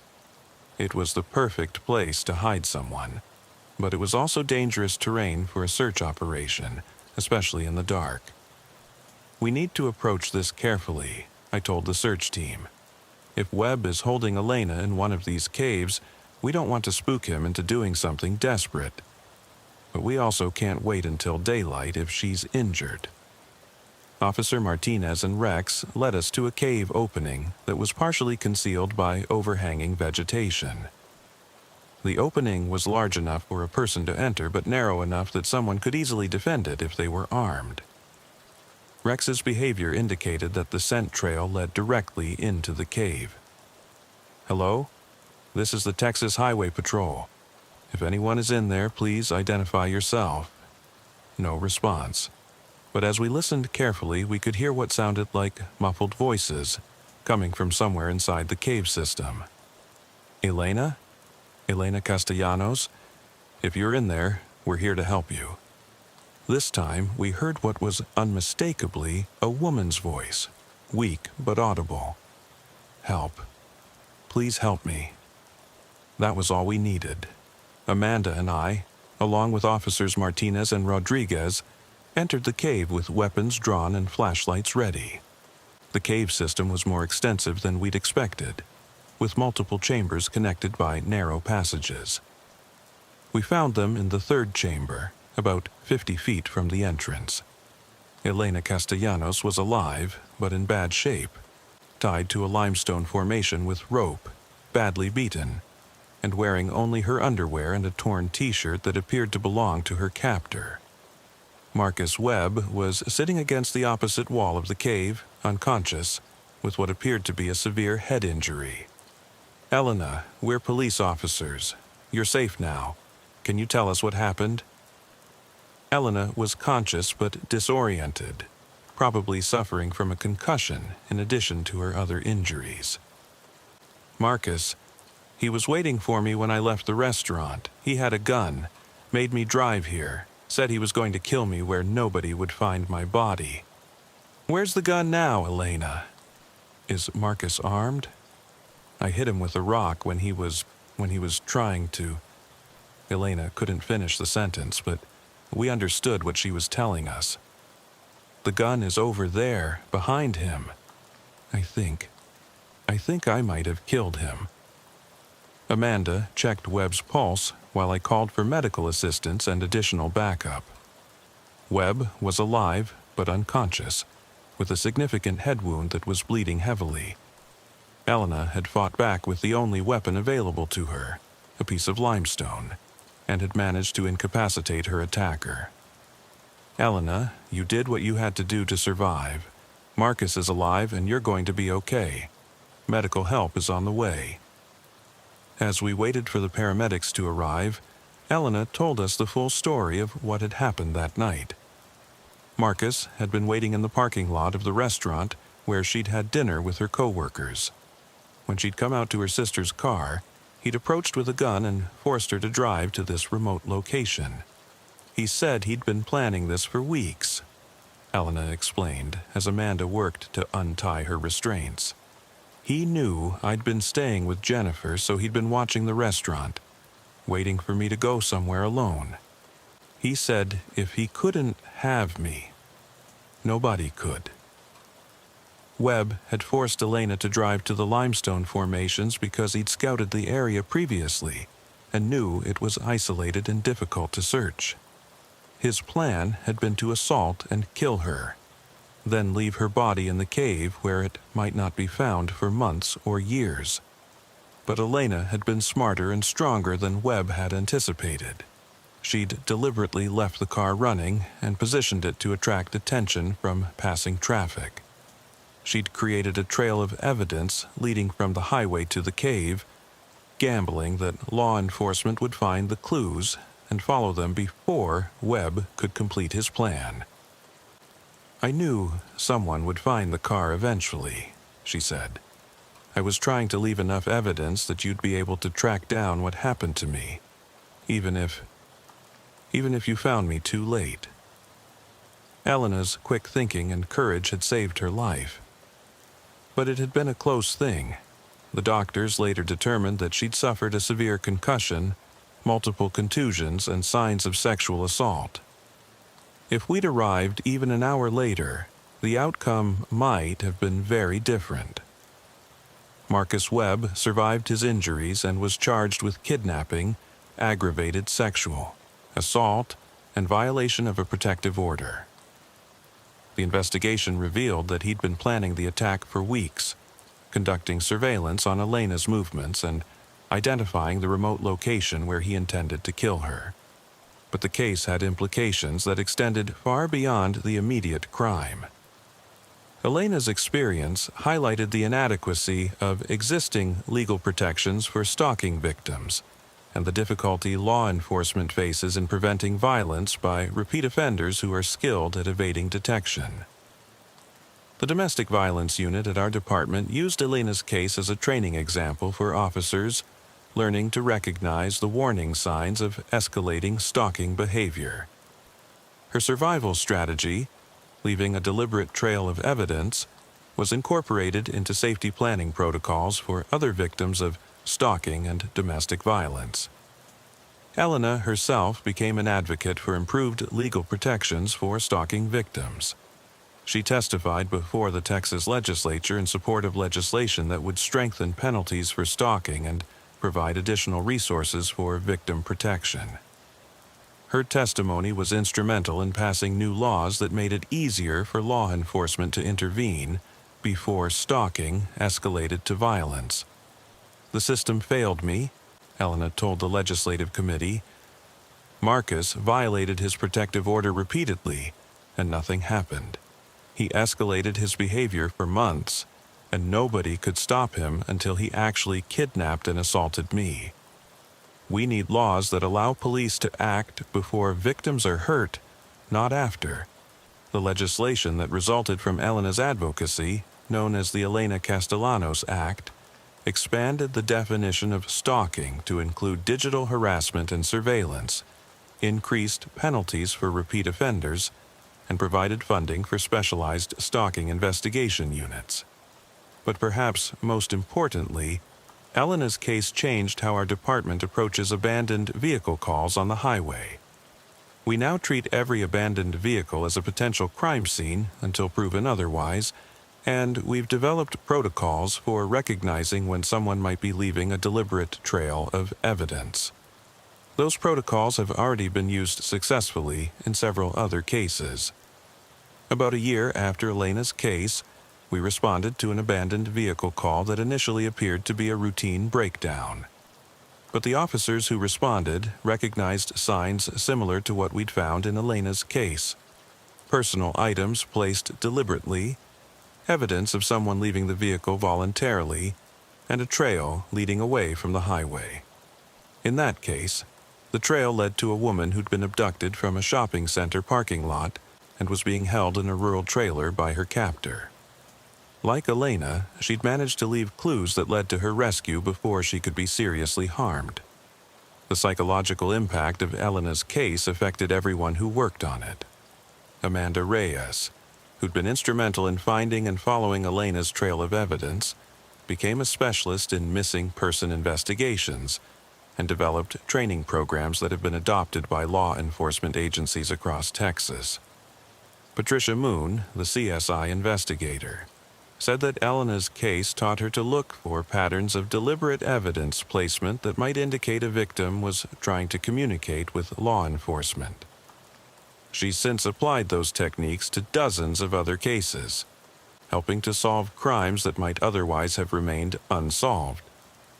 Even Officer Martinez and his canine partner Rex were affected by the case. The experience of tracking Elena's scent through difficult terrain to ultimately save her life reinforced the importance of their specialized skills, and they've since been involved in numerous successful search and rescue operations. For me personally, Elena's case was a reminder that sometimes the most important police work happens not during high-speed chases or dramatic arrests, but during the careful investigation of seemingly routine calls.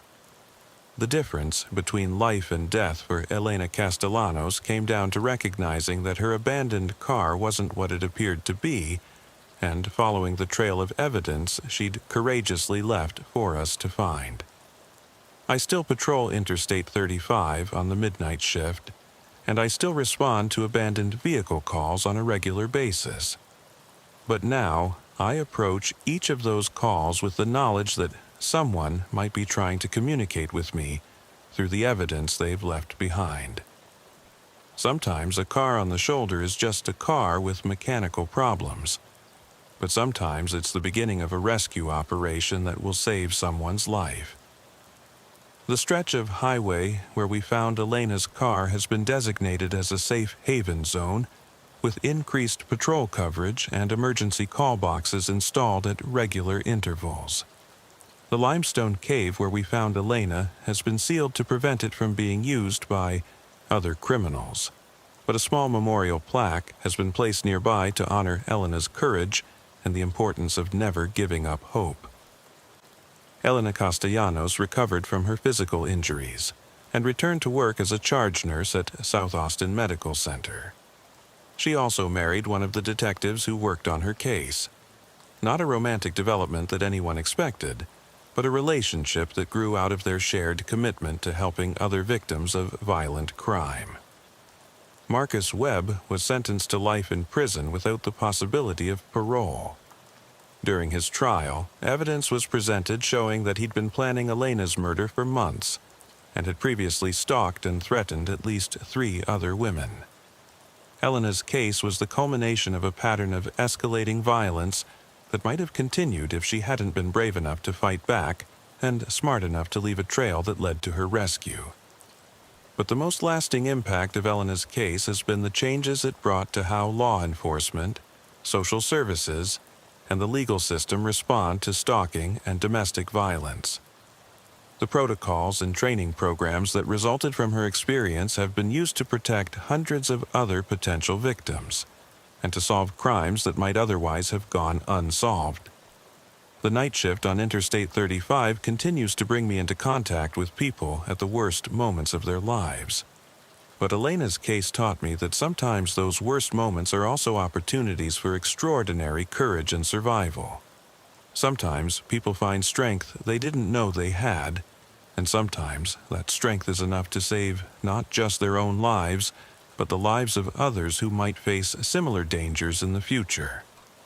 Every abandoned vehicle call I respond to now carries the possibility that someone is trying to tell me a story through the evidence they've left behind. And every time I find that evidence and follow that trail, I remember Elena Castellanos and the night she turned what should have been her final hours into the first chapter of a survival story that continues to inspire and protect others years later. The radio still crackles with routine calls about disabled vehicles and traffic hazards.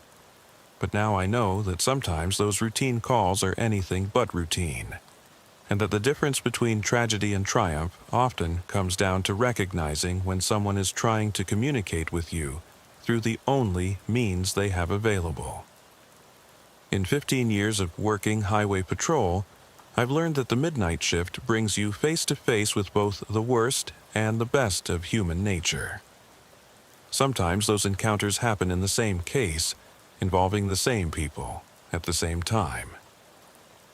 Elena Castellanos' story was one of those cases, a story about the evil that people can do to each other, but also about the courage and intelligence that can overcome that evil when someone refuses to give up hope.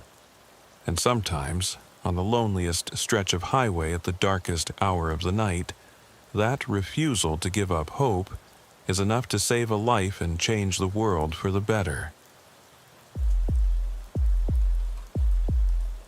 In 22 years of law enforcement, I've responded to missing officer calls, officer down situations, and searches that ended with funerals instead of homecomings.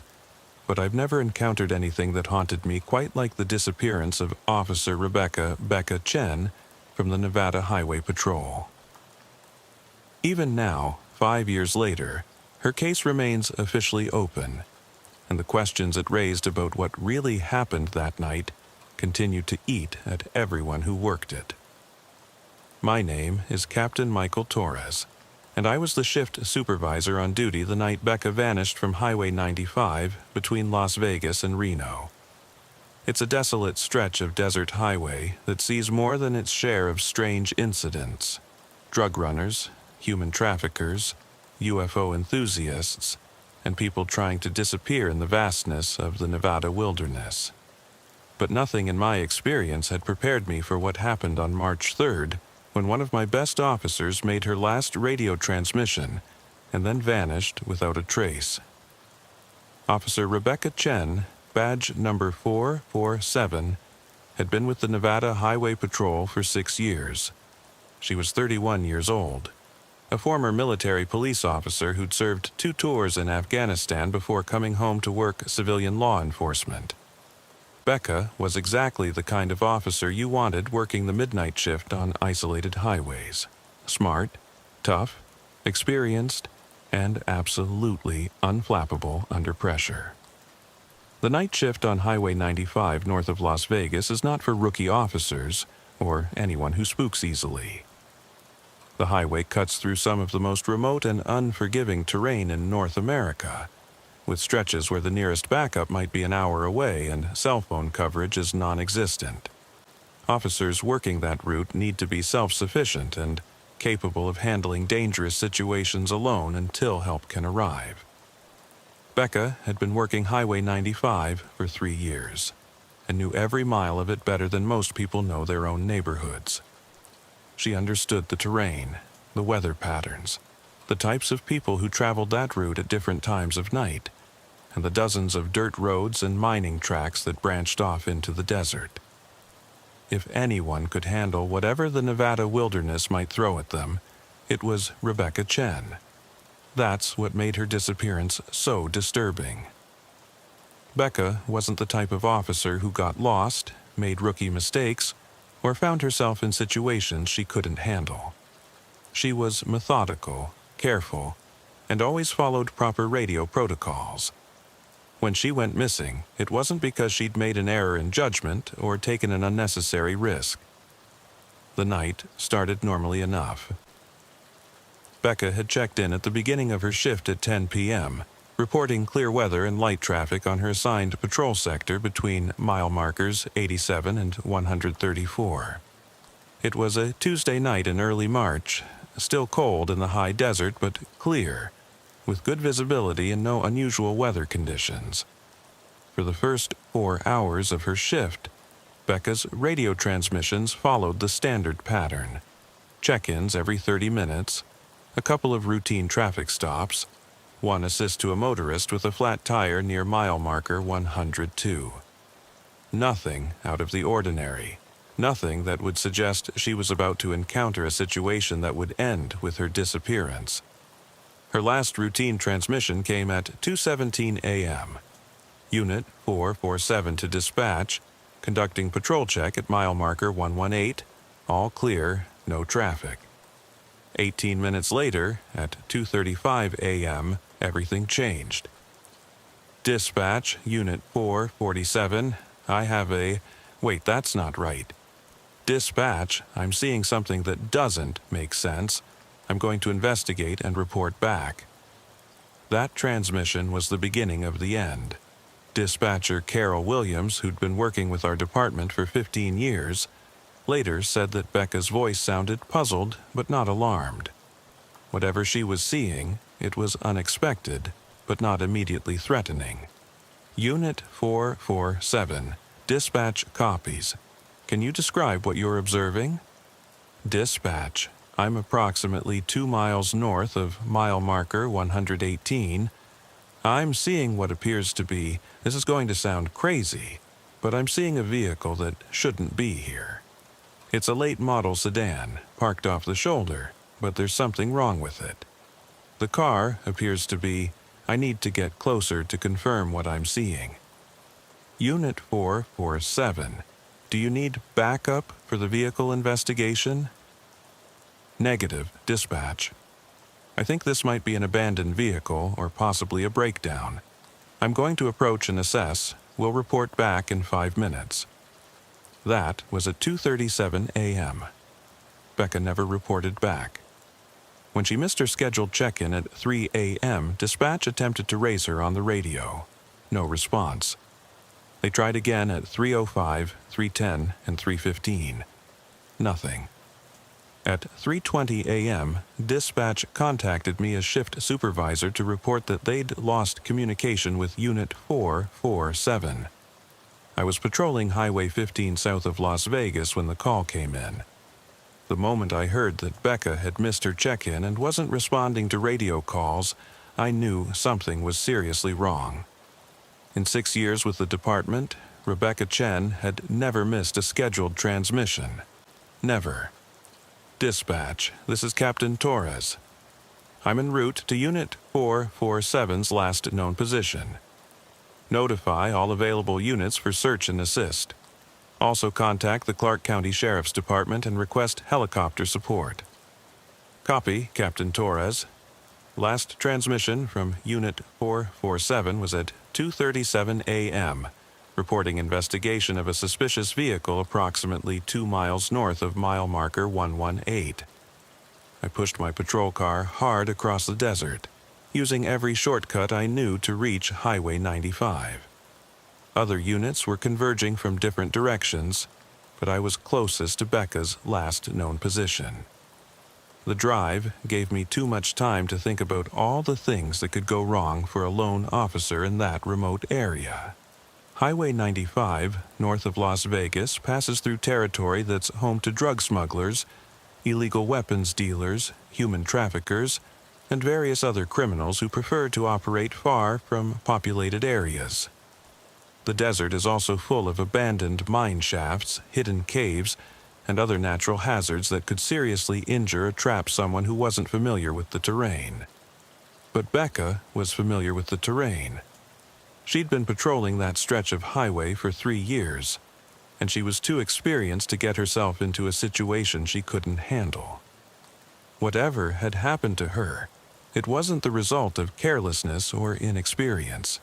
When I reached mile marker 118 and started looking for Becca's patrol car, what I found didn't make any sense. There was no patrol car. More specifically, there was no sign that a patrol car had ever been in the area. No tire tracks in the sandy shoulder. No evidence of a vehicle leaving the highway. No indication that Unit 447 had stopped anywhere near mile marker 118. I drove slowly north along the highway, scanning both sides of the road for any sign of Becca's car or the suspicious vehicle she'd reported investigating. At mile marker 120, I found something that made my blood run cold. Sitting on the shoulder, exactly where Becca had described seeing a suspicious vehicle, was a late model sedan. Dark blue Honda Civic, Nevada plates. parked neatly off the roadway with no signs of damage or mechanical problems. The car was unlocked, keys in the ignition, purse on the passenger seat, cell phone plugged into the charger. But there was no sign of the driver, and more importantly, there was no sign of Officer Rebecca Chen or her patrol car. I called it in immediately. Dispatch, Captain Torres at mile marker 120. I've located a suspicious vehicle matching the description from Unit 447's last transmission. Dark blue Honda Civic appears to be abandoned. No sign of Unit 447 or Officer Chen. Request immediate backup and search coordination. Copy, Captain Torres. Multiple units en route. ETA 15 minutes. Helicopter support is airborne. While I waited for backup, I examined the Honda more carefully. The vehicle was registered to Sarah Mitchell, age 28, from Henderson, Nevada. According to the registration, Sarah was a nurse at Sunrise Hospital in Las Vegas. Her purse contained her driver's license, credit cards, about $60 in cash, and various personal items. Nothing appeared to be missing. But there were details about the car that didn't fit with a simple breakdown or abandonment. The fuel tank was nearly full. The engine started immediately when I turned the key, and there were no mechanical problems that would have forced someone to stop. The car had been parked deliberately, not abandoned due to emergency. More disturbing was what I found in the trunk. Sarah Mitchell's suitcase, packed with clothes and personal items as if she'd been planning a trip, but also a handwritten note that read, "If something happens to me, Marcus Kellerman is responsible. He's been following me and threatening me for weeks. I'm scared for my life. Marcus Kellerman." The name meant nothing to me, but the note suggested that Sarah Mitchell had been fleeing from someone when she'd stopped on Highway 95. The question was, where was Sarah now? And what connection did her disappearance have to Officer Chen's vanishing? As backup units arrived and we established a search perimeter around the Honda, I kept expecting to find some sign of Becca's patrol car. But after 2 hours of searching, we'd found nothing. No tire tracks, no vehicle parts, no personal items, nothing that would indicate a highway patrol unit had ever been in the area. It was as if Officer Rebecca Chen and Unit 447 had simply vanished from existence. The helicopter search was equally frustrating. Flying in expanding circles from mile marker 120, the crew found no trace of a missing patrol car or any sign of either missing person. The desert stretched in all directions, broken by distant mountains and scattered vegetation, but revealing no secrets about what had happened that night. By dawn, we had a full-scale missing officer investigation underway. The FBI was notified, additional helicopters were brought in, and search teams with dogs were combing the desert on foot. But as the hours passed without any sign of Becca or her car, the situation became more mysterious rather than clearer. The investigation into Sarah Mitchell's background revealed that she'd been the victim of escalating stalking by her ex-boyfriend, Marcus Kellerman. Sarah had filed multiple police reports over the past 3 months, documenting threatening phone calls, vandalism to her car, and incidents where Marcus had followed her to work and other locations. Marcus Kellerman had a criminal history that included domestic violence, stalking, and violation of protective orders with previous girlfriends. He was unemployed, lived alone in a trailer park north of Las Vegas, and had been arrested twice in the past year for violating the restraining order that Sarah had obtained against him. When detectives went to Marcus's trailer to question him about Sarah's disappearance, they found that he was also missing. His neighbors said they hadn't seen him for several days, and his trailer showed signs of hasty departure, clothing and personal items scattered around, food left out to spoil, and his truck missing from the driveway. The working theory that emerged from the early investigation was that Marcus had followed Sarah onto Highway 95, possibly forced her to stop, and then abducted her. Officer Chen had somehow encountered this situation while conducting her patrol, and had either been taken hostage or harmed while trying to intervene. But that theory had significant problems. If Marcus had abducted Sarah from Highway 95, why leave her car behind with all her personal belongings intact? If he'd harmed Officer Chen during the abduction, where was her patrol car? And how had he managed to overpower an experienced military veteran who was armed and trained for exactly these types of situations? The search for Becca continued for 6 days, involving hundreds of personnel and covering thousands of square miles of desert. We found Marcus Kellerman's truck on the 4th day, abandoned in a wash about 20 miles from where Sarah's car had been discovered. The truck had run out of gas and been left in a location where it was unlikely to be found by casual travelers. Inside the truck, investigators found evidence that Sarah Mitchell had been held captive. Rope with traces of her DNA, duct tape with her fingerprints, and blood traces that matched her blood type. But there was no evidence that Officer Chen had ever been in the truck, and no clues about where Marcus might have taken his victims. The discovery of Marcus's truck led to an intensive search of the surrounding area, but the desert yielded no additional clues. It was as if Marcus Kellerman had simply walked away from his truck and disappeared, taking Sarah Mitchell and potentially Officer Chen with him. On the 7th day of the search, we found Sarah Mitchell.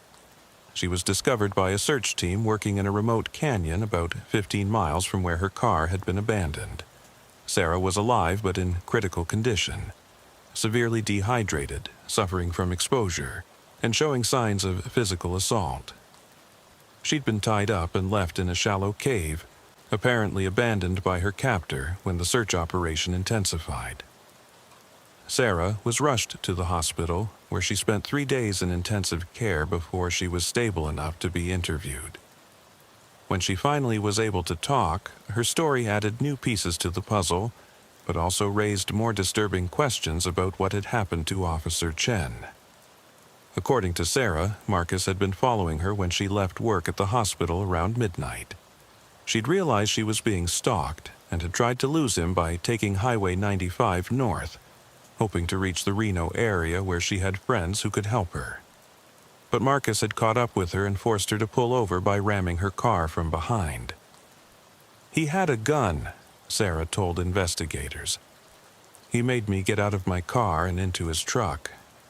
He said he was going to take me somewhere in the desert where nobody would ever find me, and that he was going to make me pay for getting the restraining order. Marcus had driven Sarah to the remote canyon where she was eventually found, but he'd kept her tied up in his truck for most of the first night while he scouted for a good place to hide her. During that time, they'd driven around the desert for hours, with Marcus becoming increasingly paranoid about being followed or discovered. Around 3 in the morning, Marcus saw police lights in his rearview mirror, Sarah continued.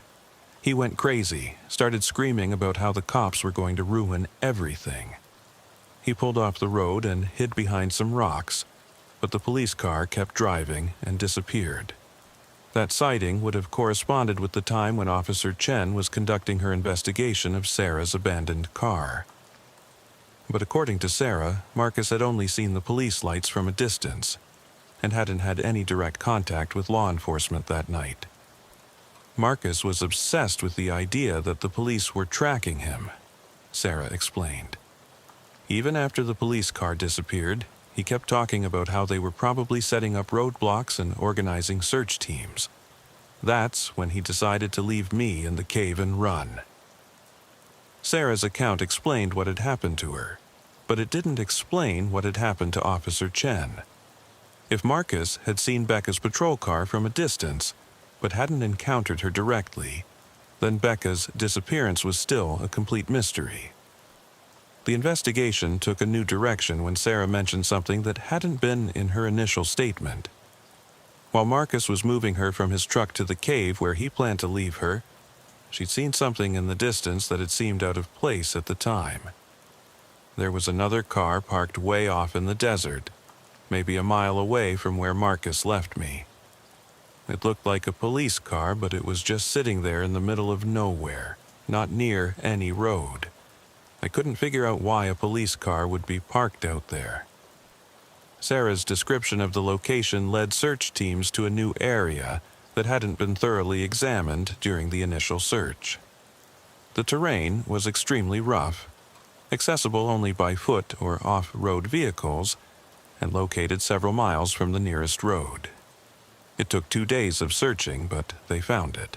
Unit 447, Officer Rebecca Chen's patrol car, was parked in a narrow canyon surrounded by high rock walls.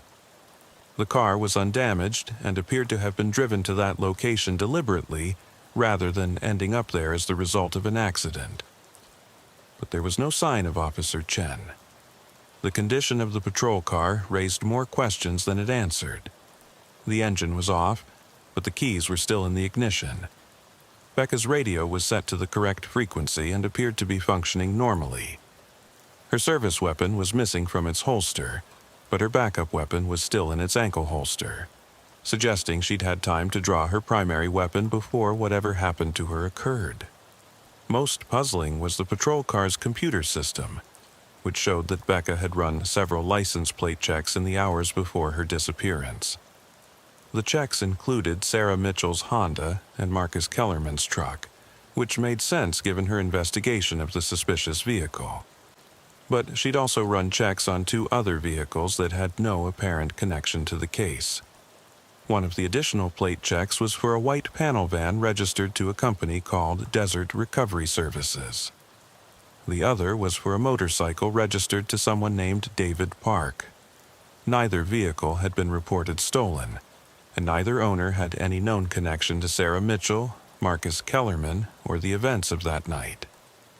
Detective Lisa Rodriguez, who was leading the investigation into Becca's disappearance, decided to follow up on those additional plate checks. What she found opened up an entirely new line of inquiry that changed everything we thought we knew about what had happened that night. Desert Recovery Services turned out to be a legitimate business that provided towing and recovery services for vehicles that had broken down or been abandoned in remote areas. The company had contracts with several law enforcement agencies, including the Nevada Highway Patrol, to remove abandoned vehicles from state highways. But when Detective Rodriguez contacted the company owner, James Wright, she learned something that made the hair on the back of her neck stand up.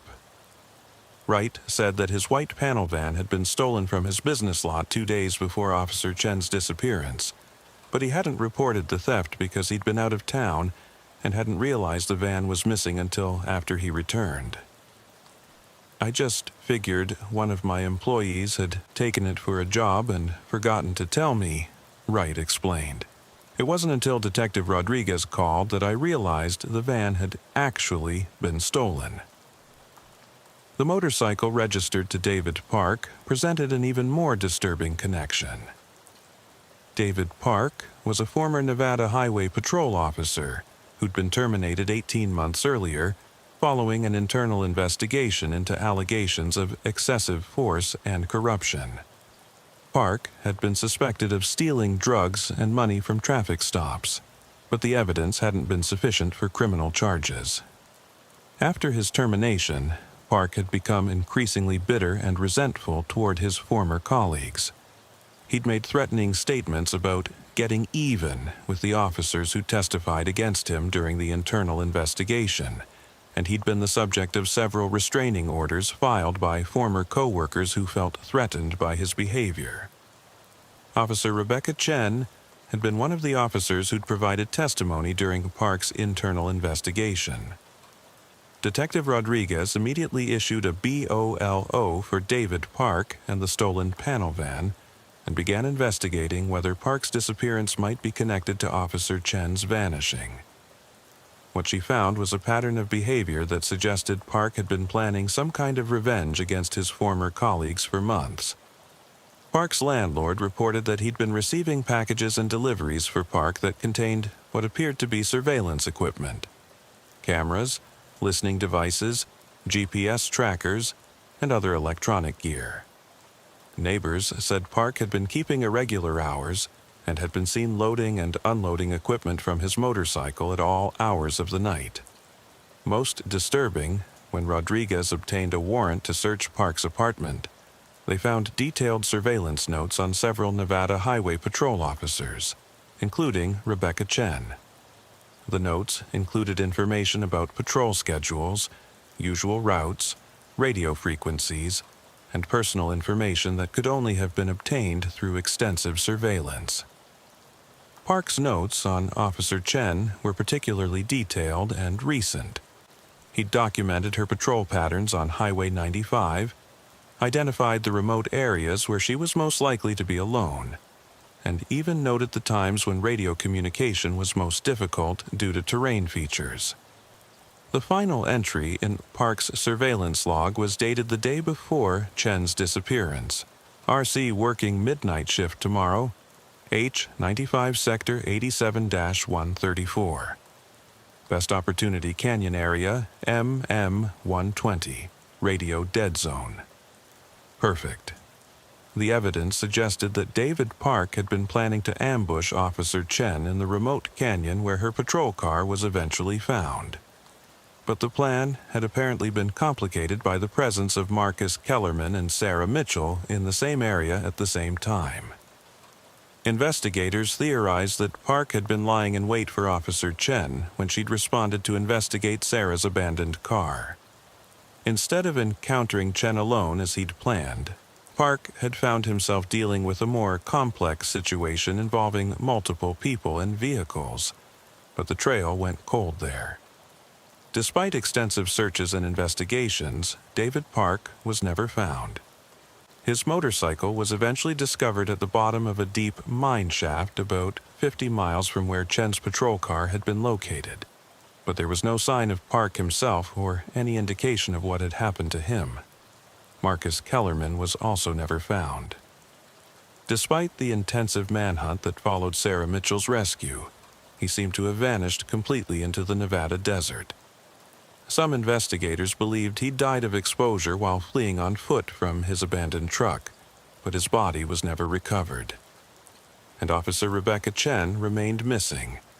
Despite years of continued investigation and periodic searches, no trace of her was ever found. She was declared legally dead 5 years after her disappearance, but the case remains officially open and active. The official theory, supported by the evidence recovered during the investigation, is that David Park ambushed Officer Chen in the remote canyon, possibly killed her, and disposed of her body in one of the many abandoned mine shafts that dot the Nevada desert. Park then fled the scene, but died himself while trying to escape through the harsh desert terrain. But there are aspects of the case that don't fit neatly with that theory. If Park had killed Chen and disposed of her body, why abandon her patrol car in a location where it would eventually be found? Why run additional license plate checks on vehicles that had no connection to his revenge plot? And how had he managed to overpower an experienced officer who was armed and alert to potential danger? Some investigators have proposed alternative theories. Maybe Chen discovered Park's surveillance operation and confronted him, leading to a struggle that ended with both of them falling into a mine shaft or hidden cave. Maybe Park succeeded in kidnapping Chen and took her to a remote location where both of them later died of exposure or other causes. The most disturbing theory, though one that lacks supporting evidence, is that Park didn't act alone. If he'd had accomplices helping with his revenge plot, they might have been able to overpower Chen and dispose of both her and Park when the operation went wrong. That would explain why both Chen and Park vanished without a trace, and why the evidence trail ended so abruptly. The impact of Rebecca Chen's disappearance on the Nevada Highway Patrol was profound and lasting. Officer safety protocols were completely revised, with new requirements for regular check-ins, GPS tracking of patrol vehicles, and backup procedures for officers working remote areas alone. The department also implemented new screening procedures for terminated employees, including monitoring of their activities and communications to identify potential threats to current officers. The surveillance equipment found in David Park's apartment led to policy changes regarding how the department tracks and secures information about officer schedules and patrol routes. But beyond the procedural changes, Chen's disappearance affected the morale and psychology of every officer in the department. The knowledge that one of their colleagues had simply vanished while doing her job, with no clear explanation of what had happened to her, created a level of anxiety and caution that influenced how everyone approached their work. For me, personally, as the shift supervisor who'd sent Becca out on patrol that night, her disappearance was a reminder of the responsibility that comes with leading officers who work in dangerous and isolated conditions. I've replayed that night thousands of times in my mind, wondering if there were warning signs I missed or decisions I could have made differently. The memorial service for Officer Chen, held on the 5th anniversary of her disappearance, was attended by hundreds of law enforcement officers from across the country. Her name was added to the Nevada Law Enforcement Memorial, and a stretch of Highway 95 near where she disappeared was renamed in her honor. Sarah Mitchell, who survived her ordeal and testified extensively during the investigation, became an advocate for stalking victims and helped pass legislation that improved legal protections for people being harassed by former partners. She credited Officer Chen with saving her life, saying that Chen's investigation of her abandoned car had led to the search operation that ultimately found her before she died of exposure. Officer Chen put herself in danger to help a stranger, Sarah said during the memorial service. Even though we never met, she was trying to protect me when she disappeared. I'll spend the rest of my life trying to honor her sacrifice by helping other people who are in the same situation I was. The case remains active in the files of the Nevada Highway Patrol's Criminal Investigation Division. Every few years, new technologies or investigative techniques lead to renewed searches or analysis of the evidence. But so far, nothing has provided definitive answers about what happened to Rebecca Chen. I retired from the Nevada Highway Patrol 3 years ago, but I still think about Becca's case regularly.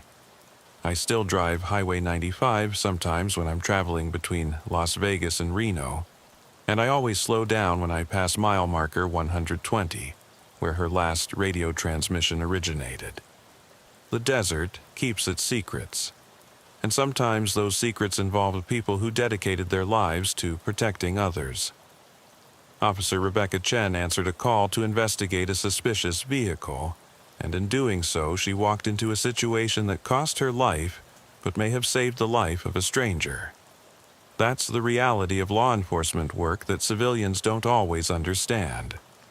Every call has the potential to be dangerous. Every traffic stop could be your last, and every decision you make might be the difference between going home to your family or becoming a name on a memorial wall. Rebecca Chen knew those risks when she put on her uniform and drove out onto Highway 95 that night. She chose to serve anyway, because she understood that someone had to be willing to stand between the darkness and the people who couldn't protect themselves. Her last radio call was about investigating something that didn't make sense, something that was out of place in her familiar patrol sector. In following up on that observation, she disappeared into the Nevada desert, leaving behind only questions and the memory of an officer who cared enough about a stranger's abandoned car to put herself in harm's way. Sometimes the night shift takes officers into situations they can't control, where courage and training aren't enough to guarantee survival. But the fact that officers like Rebecca Chen are willing to face those dangers anyway is what makes it possible for the rest of us to travel safely through the darkness, knowing that someone is watching over us, even in the most remote and isolated places. The radio still crackles with routine traffic stops and abandoned vehicle calls.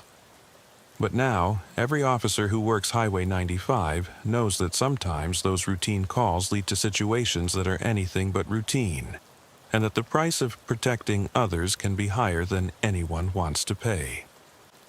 Officer Rebecca Chen paid that price on a cold March night in the Nevada desert, and her sacrifice continues to protect and inspire the officers who patrol that same stretch of highway today. Her last radio call was about investigating the unknown, and in honoring her memory, we continue that investigation, hoping that someday the desert will give up its secrets and provide the answers that have eluded us for so long. The psychological profile that the FBI developed on David Park painted a picture of a man who'd been consumed by rage and the need for revenge after his termination from the highway patrol. Park had grown up in foster care, had no close family relationships, and had struggled with authority figures throughout his life. His military service record showed multiple disciplinary actions, and his employment history before joining law enforcement was spotty at best. According to the profile, Park's identity had been completely wrapped up in being a police officer. When that identity was stripped away during his termination, he'd experienced what psychologists call a narcissistic collapse, a complete breakdown of his sense of self-worth that manifested as paranoid thinking and homicidal rage toward those he blamed for his downfall. Park saw his former colleagues not just as enemies, but as people who had destroyed his entire reason for existing, explained Dr. Sarah Holbrook, the FBI behavioral analyst who worked on the case. In his mind, they had taken away everything that defined him as a person. That kind of psychological injury often leads to elaborate revenge fantasies that can take months or years to develop into actual violence. The surveillance equipment found in Park's apartment suggested that his revenge planning had been extensive and methodical. He'd purchased cameras capable of night vision recording, GPS tracking devices that could be attached to vehicles, and radio scanners that would allow him to monitor highway patrol communications. The level of sophistication indicated that Park had been planning his revenge operation for many months. But perhaps most disturbing was a journal that investigators found hidden in Park's apartment during a more thorough search conducted weeks after the initial discovery. The journal detailed Park's growing obsession with Rebecca Chen specifically, and revealed the depths of his psychological deterioration in the months leading up to her disappearance. The early entries in the journal focused on Park's general anger toward the highway patrol and his plans for revenge against multiple officers. But as the months progressed, his attention became increasingly focused on Chen, whom he blamed more than anyone else for his termination. RC thinks she's so perfect, read one entry from 2 months before Chen's disappearance. Military hero, model officer, everyone's favorite. She was the one who really buried me with her testimony. She made it sound like I was some kind of monster, when all I was doing was the job the way it needed to be done. She's going to learn what a real monster looks like. Later, entries became increasingly detailed about Chen's patrol patterns, and increasingly violent in their descriptions of what Park planned to do to her. The final entries, written in the days immediately before Chen's disappearance, described specific plans for abducting her in the remote canyon where her patrol car was eventually found. "Tomorrow night is perfect," read the final entry. RC will be alone on Highway 95, working the midnight shift. I've watched her enough to know exactly where she'll be and when. The canyon area near mile marker 120 is completely isolated. No radio coverage, no backup within 30 minutes. I'll have plenty of time to make her understand what she did to me before I finish this. The journal entries provided crucial evidence about Park's state of mind and his specific plans for targeting Chen. But they also raised new questions about what had actually happened that night. If Park had been planning to abduct and torture Chen in the remote canyon, why had her patrol car been found there apparently undamaged? And why was there no physical evidence of a struggle or violent confrontation?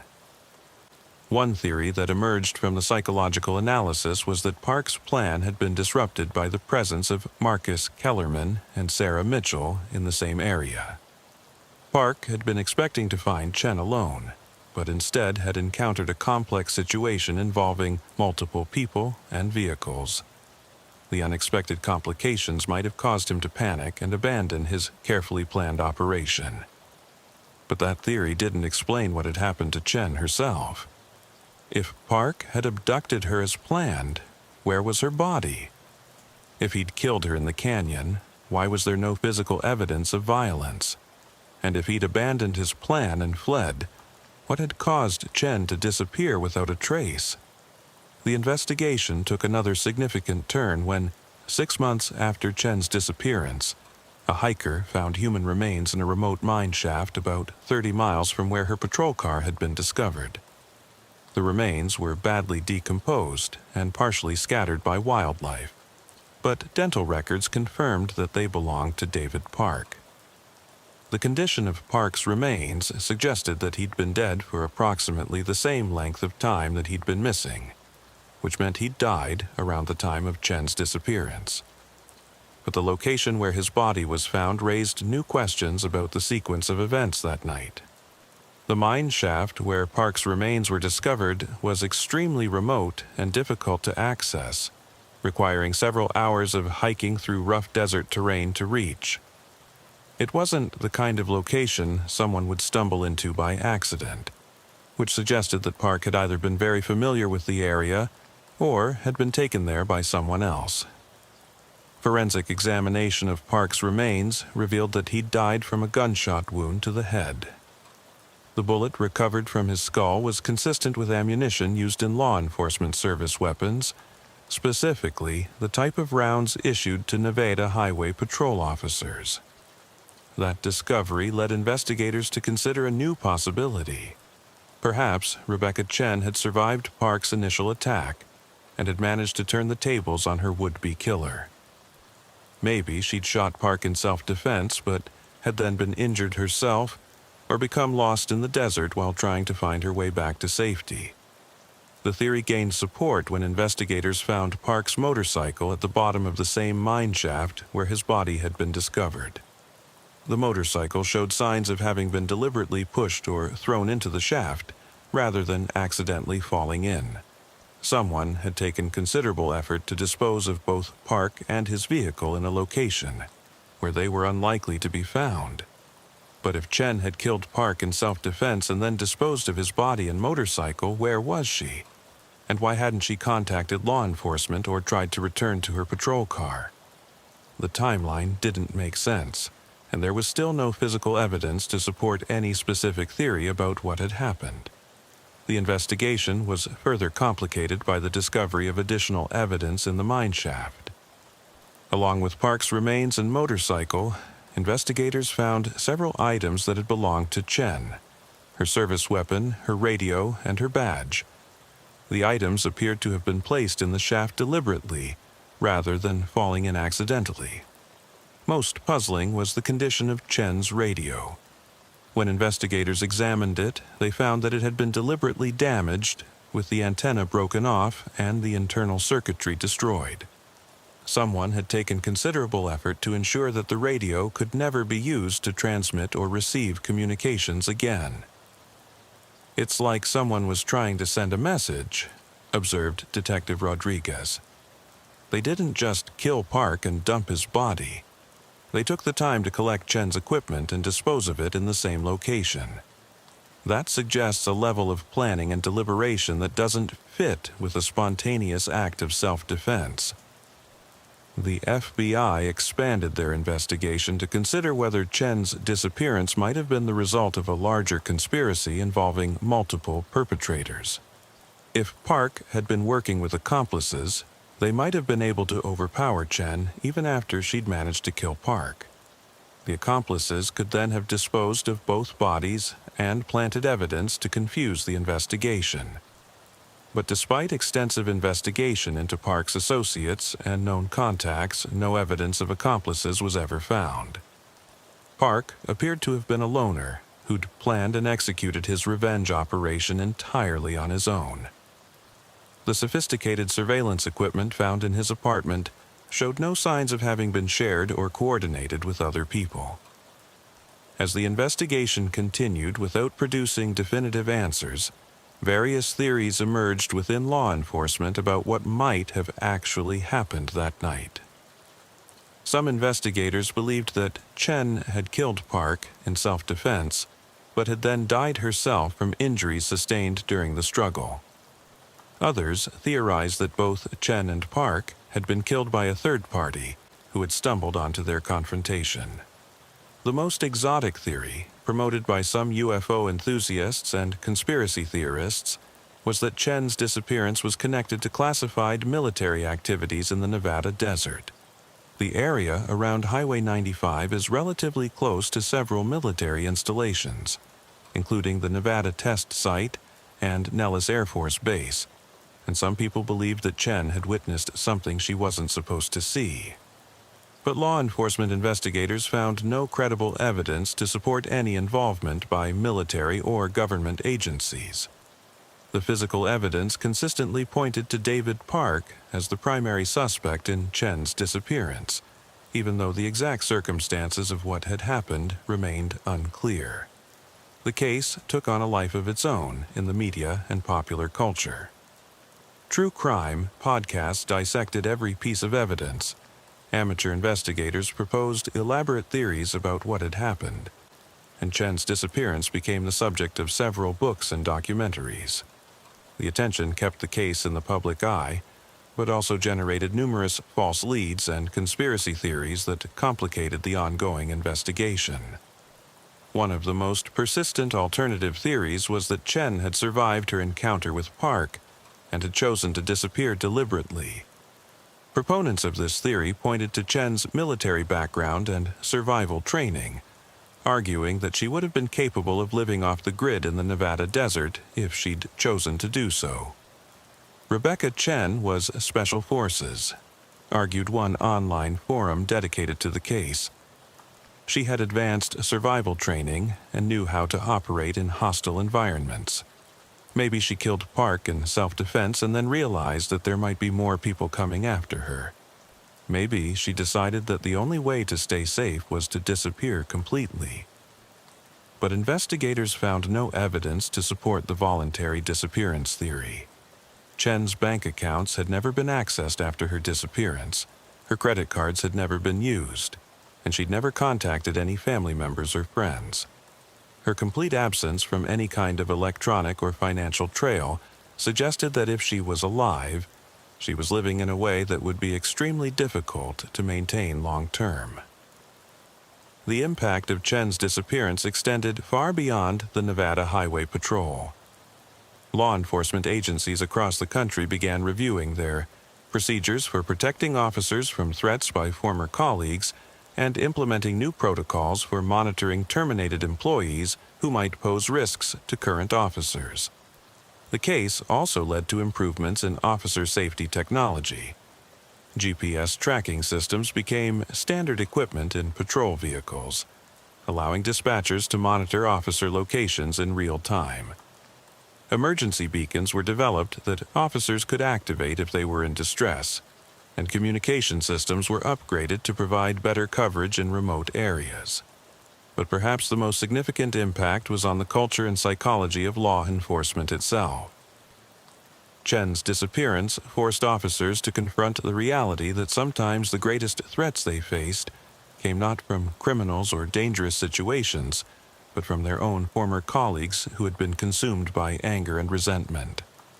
"Every officer knows that the job is dangerous," explained Chief Patricia Williams, who had taken over leadership of the Nevada Highway Patrol after the previous chief retired in the wake of Chen's disappearance. "We're trained to deal with armed criminals, high-speed chases, domestic violence situations, and all kinds of external threats. But Rebecca's case taught us that we also have to be alert to threats from within our own ranks." The department implemented new psychological screening procedures for all officers, with regular evaluations designed to identify signs of stress, anger, or mental health issues that might lead to dangerous behavior. Officers who were terminated or who resigned under pressure were subject to ongoing monitoring to assess whether they posed threats to their former colleagues. Training programs were developed to help officers recognize warning signs of potentially violent behavior in their colleagues and to provide resources for getting help before problems escalated to the level of violence. The programs emphasized that seeking help for mental health issues was a sign of strength rather than weakness, and that the department was committed to supporting officers who were struggling with personal or professional problems. The Rebecca Chen Memorial Foundation was established by her family and former colleagues to provide scholarships for the children of law enforcement officers and to fund research into officer safety and mental health. The foundation also supported training programs designed to help officers deal with the psychological stresses of law enforcement work. Chen's partner, Officer Maria Santos, became a national advocate for officer safety and mental health awareness.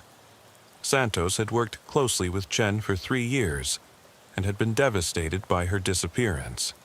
She channeled her grief into efforts to prevent similar tragedies from occurring to other officers. "Rebecca was the best partner I ever had," Santos said during a speech at a national law enforcement conference. "She was smart, brave, and completely dedicated to protecting people. The fact that she was killed by someone who was supposed to be on the same side as us is something that every officer needs to think about.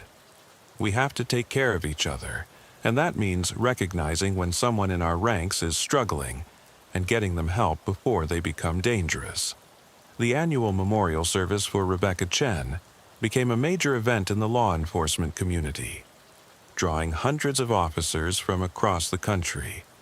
The service served both to honor Chen's memory and to remind officers of the importance of supporting their colleagues and maintaining the integrity of their profession. But despite all the procedural changes, training programs, and memorials, the central mystery of what happened to Rebecca Chen remained unsolved. The physical evidence provided clues, but no definitive answers, and the various theories about her disappearance remained just that. Theories unsupported by conclusive proof. Detective Rodriguez, who had led the investigation for its first 3 years, retired from law enforcement partly because of her frustration with the case.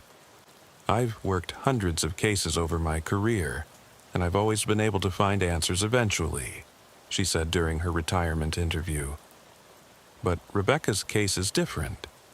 Every piece of evidence we found seemed to point in a different direction, and no matter how hard we worked, we never got to the truth. Rodriguez's replacement, Detective Mark Thompson, brought fresh eyes to the case but reached similar conclusions. The evidence tells us that David Park was planning to harm Officer Chen and that both of them disappeared on the same night, Thompson explained. But the exact sequence of events that led to their disappearances may never be known. Sometimes the desert keeps its secrets, no matter how hard we try to uncover them. The case remained active in the department's files, with periodic reviews of the evidence, and occasional new searches when tips or leads warranted investigation. But as the years passed, the likelihood of finding definitive answers decreased, and the case gradually moved from active investigation to cold case status. The stretch of Highway 95 where Chen disappeared was renamed the Officer Rebecca Chen Memorial Highway, with markers placed at regular intervals to honor her memory and remind travelers of her sacrifice.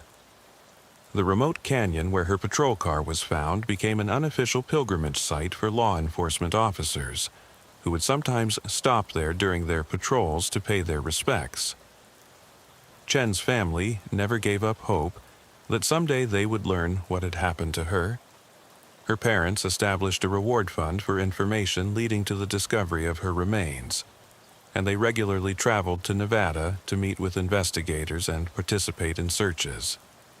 Her younger brother joined the military and then law enforcement, saying that he wanted to carry on Rebecca's mission of protecting people.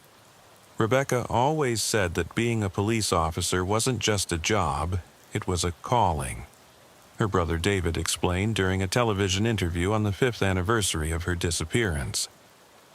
She felt responsible for keeping people safe, even when it meant putting herself in danger. I know that whatever happened to her that night, she was trying to help someone. That's who she was. The mystery of Rebecca Chen's disappearance became part of the folklore of the Nevada Highway Patrol, passed down from veteran officers to rookies as both a cautionary tale and an inspiration. New officers learned about the importance of radio protocols, backup procedures, and officer safety, partly through the story of what had happened to Chen when she'd encountered a situation that was more dangerous than anyone had anticipated. But they also learned about courage, dedication, and the willingness to put the safety of others above your own safety. Chen's last radio transmission had been about investigating something that didn't make sense, something that was out of place on her familiar patrol route. In choosing to investigate that anomaly, she demonstrated the curiosity and concern for public safety that defined the best law enforcement officers. The radio equipment in highway patrol vehicles was upgraded with Chen's case in mind, providing better coverage in remote areas and more reliable communication with dispatch. Officers were trained to provide more detailed location information during their transmissions, and new protocols required check-ins at shorter intervals when officers were working alone in isolated areas. GPS tracking systems allowed dispatchers to monitor officer locations continuously, but they also served as a reminder of Chen's disappearance. Every time an officer's GPS signal was lost or communications were interrupted, dispatchers were trained to respond quickly and aggressively, with the knowledge that temporary communication problems could sometimes indicate serious emergencies. The psychological impact of Chen's case extended beyond law enforcement to the families and communities that officers served. The knowledge that a dedicated officer could simply vanish while doing her job created anxiety and concern among police families, who already understood the dangers inherent in law enforcement work. Support groups were established for the spouses and families of law enforcement officers, providing resources for dealing with the stress and uncertainty that came with having a loved one work in a dangerous profession. The groups often referenced Chen's case as an example of why it was important to cherish every moment with their officer family members and to never take their safe return home for granted. The media attention surrounding Chen's disappearance also led to increased public awareness of the challenges and dangers faced by law enforcement officers, particularly those working alone in remote areas. Documentary filmmakers and journalists who covered the case often emphasized the isolation and vulnerability of officers patrolling hundreds of miles of empty highway with backup that might be hours away. But the coverage also highlighted the dedication and professionalism of officers like Chen, who chose to work those dangerous assignments because they understood that someone needed to be there to help travelers who found themselves in trouble far from populated areas. The stories of successful rescues and crime prevention that emerged from highway patrol operations helped balance the tragic narrative of Chen's disappearance. The technological advances that resulted from Chen's case, improved communications, GPS tracking, emergency beacons, and other safety equipment, were eventually adopted by law enforcement agencies across the country. While the immediate goal was to prevent similar disappearances from occurring, the broader impact was to make police work safer and more effective in all kinds of situations. Research into officer safety and mental health that was funded by the Rebecca Chen Memorial Foundation led to new understanding of the psychological stresses faced by law enforcement officers and better methods for identifying and treating mental health issues before they led to dangerous behavior. The research was particularly focused on understanding how job-related stress, workplace conflicts, and personal problems could combine to create risks for both officers and the public they served. The foundation also funded research into missing person investigations and search and rescue techniques, with the goal of improving law enforcement's ability to find officers who disappeared or were injured while on duty. Some of the techniques developed through this research were later used in other cases involving missing officers, leading to successful rescues that might not have been possible otherwise. But perhaps the most important legacy of Rebecca Chen's case was the reminder it provided about the human cost of law enforcement work. Behind every badge was a person with family, friends, hopes, and dreams who had chosen to dedicate their life to protecting others. When officers like Chen disappeared or were killed in the line of duty, the loss extended far beyond their immediate families to include their professional families and the communities they had served. The annual reading of Chen's name at law enforcement memorial services across the country served as a reminder that the dangers of police work weren't always obvious or predictable. Sometimes officers were killed in dramatic shootouts or high-speed chases that made national news. But sometimes they simply vanished while investigating a routine call, leaving behind only questions and the memory of someone who had cared enough about public safety to put themselves in harm's way.